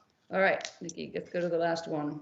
36 Windward Passage, Dominic and Maria Santoro, map 15I, parcel B8. This was only under the Chatham's Wetland Protection Bylaws, and that number was 16-115. And that was for a new dwelling. Again, this is substantial compliance. The only thing is that the driveway they kind of had like one parking spot off of the driveway, and they increased that to go from that parking spot all the way to the house. So it's more like 2 or 3 cars can fit there. But it's within the footprint of the big retaining wall that was approved. It's definitely not causing any more harm than what was proposed. So I do recommend a certificate of compliance. Okay. Is there a motion to approve it? Yes, tiredly, I'll move to approve the certificate of compliance, even though they obviously went beyond what was approved before. Clark, second the motion to issue the COC based on substantial compliance. All right, roll call vote for 36 Windward Passage. Commissioner Rawls, Aye. Delvecchio, Aye. Clark, Aye. Latin, Aye. Sullivan. Aye. I vote aye. Substantially. We record a substantial vote. Okay, that's it. That's approved. All right, that brings us to, and there'll be no surprise from some certain people who've been on the commission long enough to see 687 Fox Hill Road has come up as an enforcement matter. No. Under the caption of some people never learn. Mr. Gorgone has cut down a tree in the no disturb zone along the coastal bank and was reported immediately by his neighbors. Also no surprise. I don't know why he would ever envision that he'd be able to do anything without somebody reporting. So it came up to us, and Nikki has prepared an enforcement order that orders him to cease and desist from any unpermitted vegetation removal and to replace said tree with, is it a 2-to-1, Nikki? Correct. 2 trees to replace the one that he cut down. So I would say the diameter of the one that he cut down was approximately the size of like my spread out hand, so about 8 inches or so. So I would suggest I don't want to necessarily say 2 8-inch caliper trees. I don't know, sometimes the bigger the tree, the less likely it's to survive. Issues come up, yeah. So But I don't not know. a little sapling either, not some Right. little twig. Right. So I guess with that, I would just say they have to be approved by me as a sufficient sized trees before they get planted. And then I can always, show you what he has proposed. Ben Zender did call me yesterday, so the homeowner does know about this coming and everything. So I spoke to Ben yesterday. Okay. So yeah, I didn't tell you that. I forgot that toward the end, Ben Zender appeared on his behalf. I lost track of the representatives he went through. Okay. Yeah. So basically, it's just going to say that he has to do these 2 replacement trees. They have to be native of a certain substantial size by June 23rd. They need to be in the ground, or at the very minimum, at least on site, like in the area. And failure to comply with that timeline shall result in an issuance of a $300 per day fine. So I guess that's basically where that stands, and hopefully those will just be planted and won't be an issue, and then we can move on. Okay. Do you need us to vote to approve that now? Yes, you do need to ratify the enforcement order. Okay, so is there a motion then to, okay, go ahead. Both Bobs have questions. Both, okay. Both Bobs. I just also, Nikki, will you approve the location of the 2 new trees? Yes, they do need, I don't want the old tree stump dug up, so they will be in the same general vicinity of the tree that was removed. And good. And for terms of or provisions for taking care of these trees, what is that going to look like? Irrigation, temporary irrigation would be kind of difficult. I'm guessing the water source is all the way up by his house, which is, a good distance. So we could maybe condition that he gets some of those like bags that go around trees that he could fill, once every couple days. And then it would slowly, it's like a drip line, it would slowly leak around the tree. So I can condition that as well. Yep. But the bottom line is that after after a certain period of time, they still need to be alive. In other words, if they're not alive after 3 years, they need to be redone. Yes, so this is a part of, it's in violation of his open order of conditions. So before he could get a certificate of compliance, we could make sure that they are there and doing well. Right. But that would be like 2.5 years from now or something like that. Yeah, probably. I think it was 2020 maybe that the order was issued. Yep. Yeah, I just would like to. If there's a way for us to. Well, we can extend it. We can have. Yeah. We can I have think it we should- extended for 3 Exactly one-year periods. So. Exactly right. Yeah. So Yep. that's good. Okay. All right. We'll stay on that. Bob Del Vecchio. Yeah, is the restoration ecologist going to choose the specimens, the species of tree? I'm not too concerned about who actually chooses them, because they do need to be approved by me before they are, Okay. approved to go in. Maybe something that's salt tolerant. That's all I was going to Yeah, suggest. yeah, Something so, salt tolerant, maybe more drought tolerant than. I something would else. advise him to consult Teresa, who I believe has the land management plan for this property, on what would be best there. But That would be good. Yeah. Okay. And I'm gonna write a whole cover letter for this, so I can put all these things in there. Spell it out for him to make sure it's very clear. All Mark right. has a comment. Go ahead, Tom. Since this is a repeat violation in fairly short order, I suggest that we actually impose a $300 penalty. Although if you want to get it up to 1,000, I can tell you how to do it. You just have to read the regulations and the bylaw really carefully, and you can play games with it.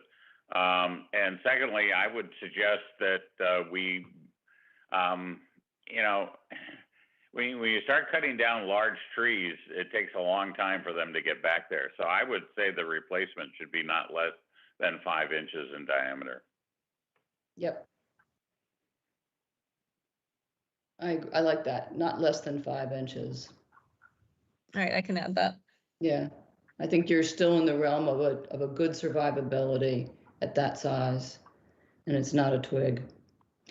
Tom, I hear you. That was my first knee-jerk reaction. Was this calls out for a fine because it's been going on, these kinds of violations. But I'm so much more focused on getting the planting done this spring, before it gets too late, to get the rest to restore what he did. And I think two things. One is that I'm not sure that we can begin the process of assessing fines. There's a process we have to go through to do that. That requires, I believe, some notice to him that we're going to trigger that process. So I don't think we can do it today under any circumstances. And second, I would fear that it would just instigate a fight that would delay things. And I don't want to see that happen. So I think that if we're very clear in this order that if we don't get the restoration by June the 23rd, where they are in the ground and they've been approved, then we will look at, if we can do more than $300 a day, I'm all for it. But I think at the moment we can use that to ensure that we get compliance, because I'm more concerned that he won't comply in a timely manner. Yeah, there are ways to bump it up to 900 that are within the bylaw. I want to hear about that. We need to talk about that. Okay. That would be good. You buy the coffee. I'll come up with a method. Okay. I will meet you at the Chatham Cafe and hear about this. For the moment, though, is there a motion to approve the enforcement order for 687 Fox Hill Road as we've just outlined it? Move to approve the issuance of the enforcement order, as we have discussed. Clark, second that the enforcement order is going to require a replacement with 2 trees not less than 5 inches in diameter. The size, the species, and the location to be approved by the agent. Yes. Yep, and because it's in a mitigation area, we retain jurisdiction over it until a certificate of compliance is issued. So, all of that. Well is- said. All right, roll call vote for 687 Foxwell Road. Commissioner Walls. Aye. Delvecchio. Aye. Clark. Aye. Latin. Aye. Sullivan. Aye. I vote aye. That is approved and issued. And that is it, folks. At 1:21, my goodness, this went almost an hour longer than I had expected, but we had a couple of important to have conversations that took a while. So I appreciate everybody hanging in here. Are we ready to adjourn? Is there a motion? We I- are, I I would just want to note I that we're just not don't want going it to to do end. 107 Taylor's Pond. There was no new information, so we are not going into executive session, so we can just. That was on the Wait. agenda. Yeah, that'll happen. I think it's the May 26th hearing that we'll get an answer back. We on the final revised restoration order. All right, motion to adjourn. Move to adjourn. Second. Okay, roll call vote to be out of here. Commissioner Walls. Aye. Delvecchio. Aye. Clark. Aye. Latin. Aye. Give that little boy a pat on the head. Someone's been very good and quiet. We haven't. No, heard they're both in school. Oh, you're not. I had these visions of Karen sitting there, like handing them toys and stuff. Like, No, I have the 2 dogs instead. oh, well, that's even more fun. Commissioner Sullivan, adjourn. Aye.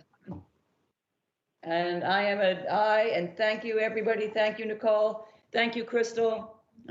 Great job, everybody. We have next week off. Yay. Yay. And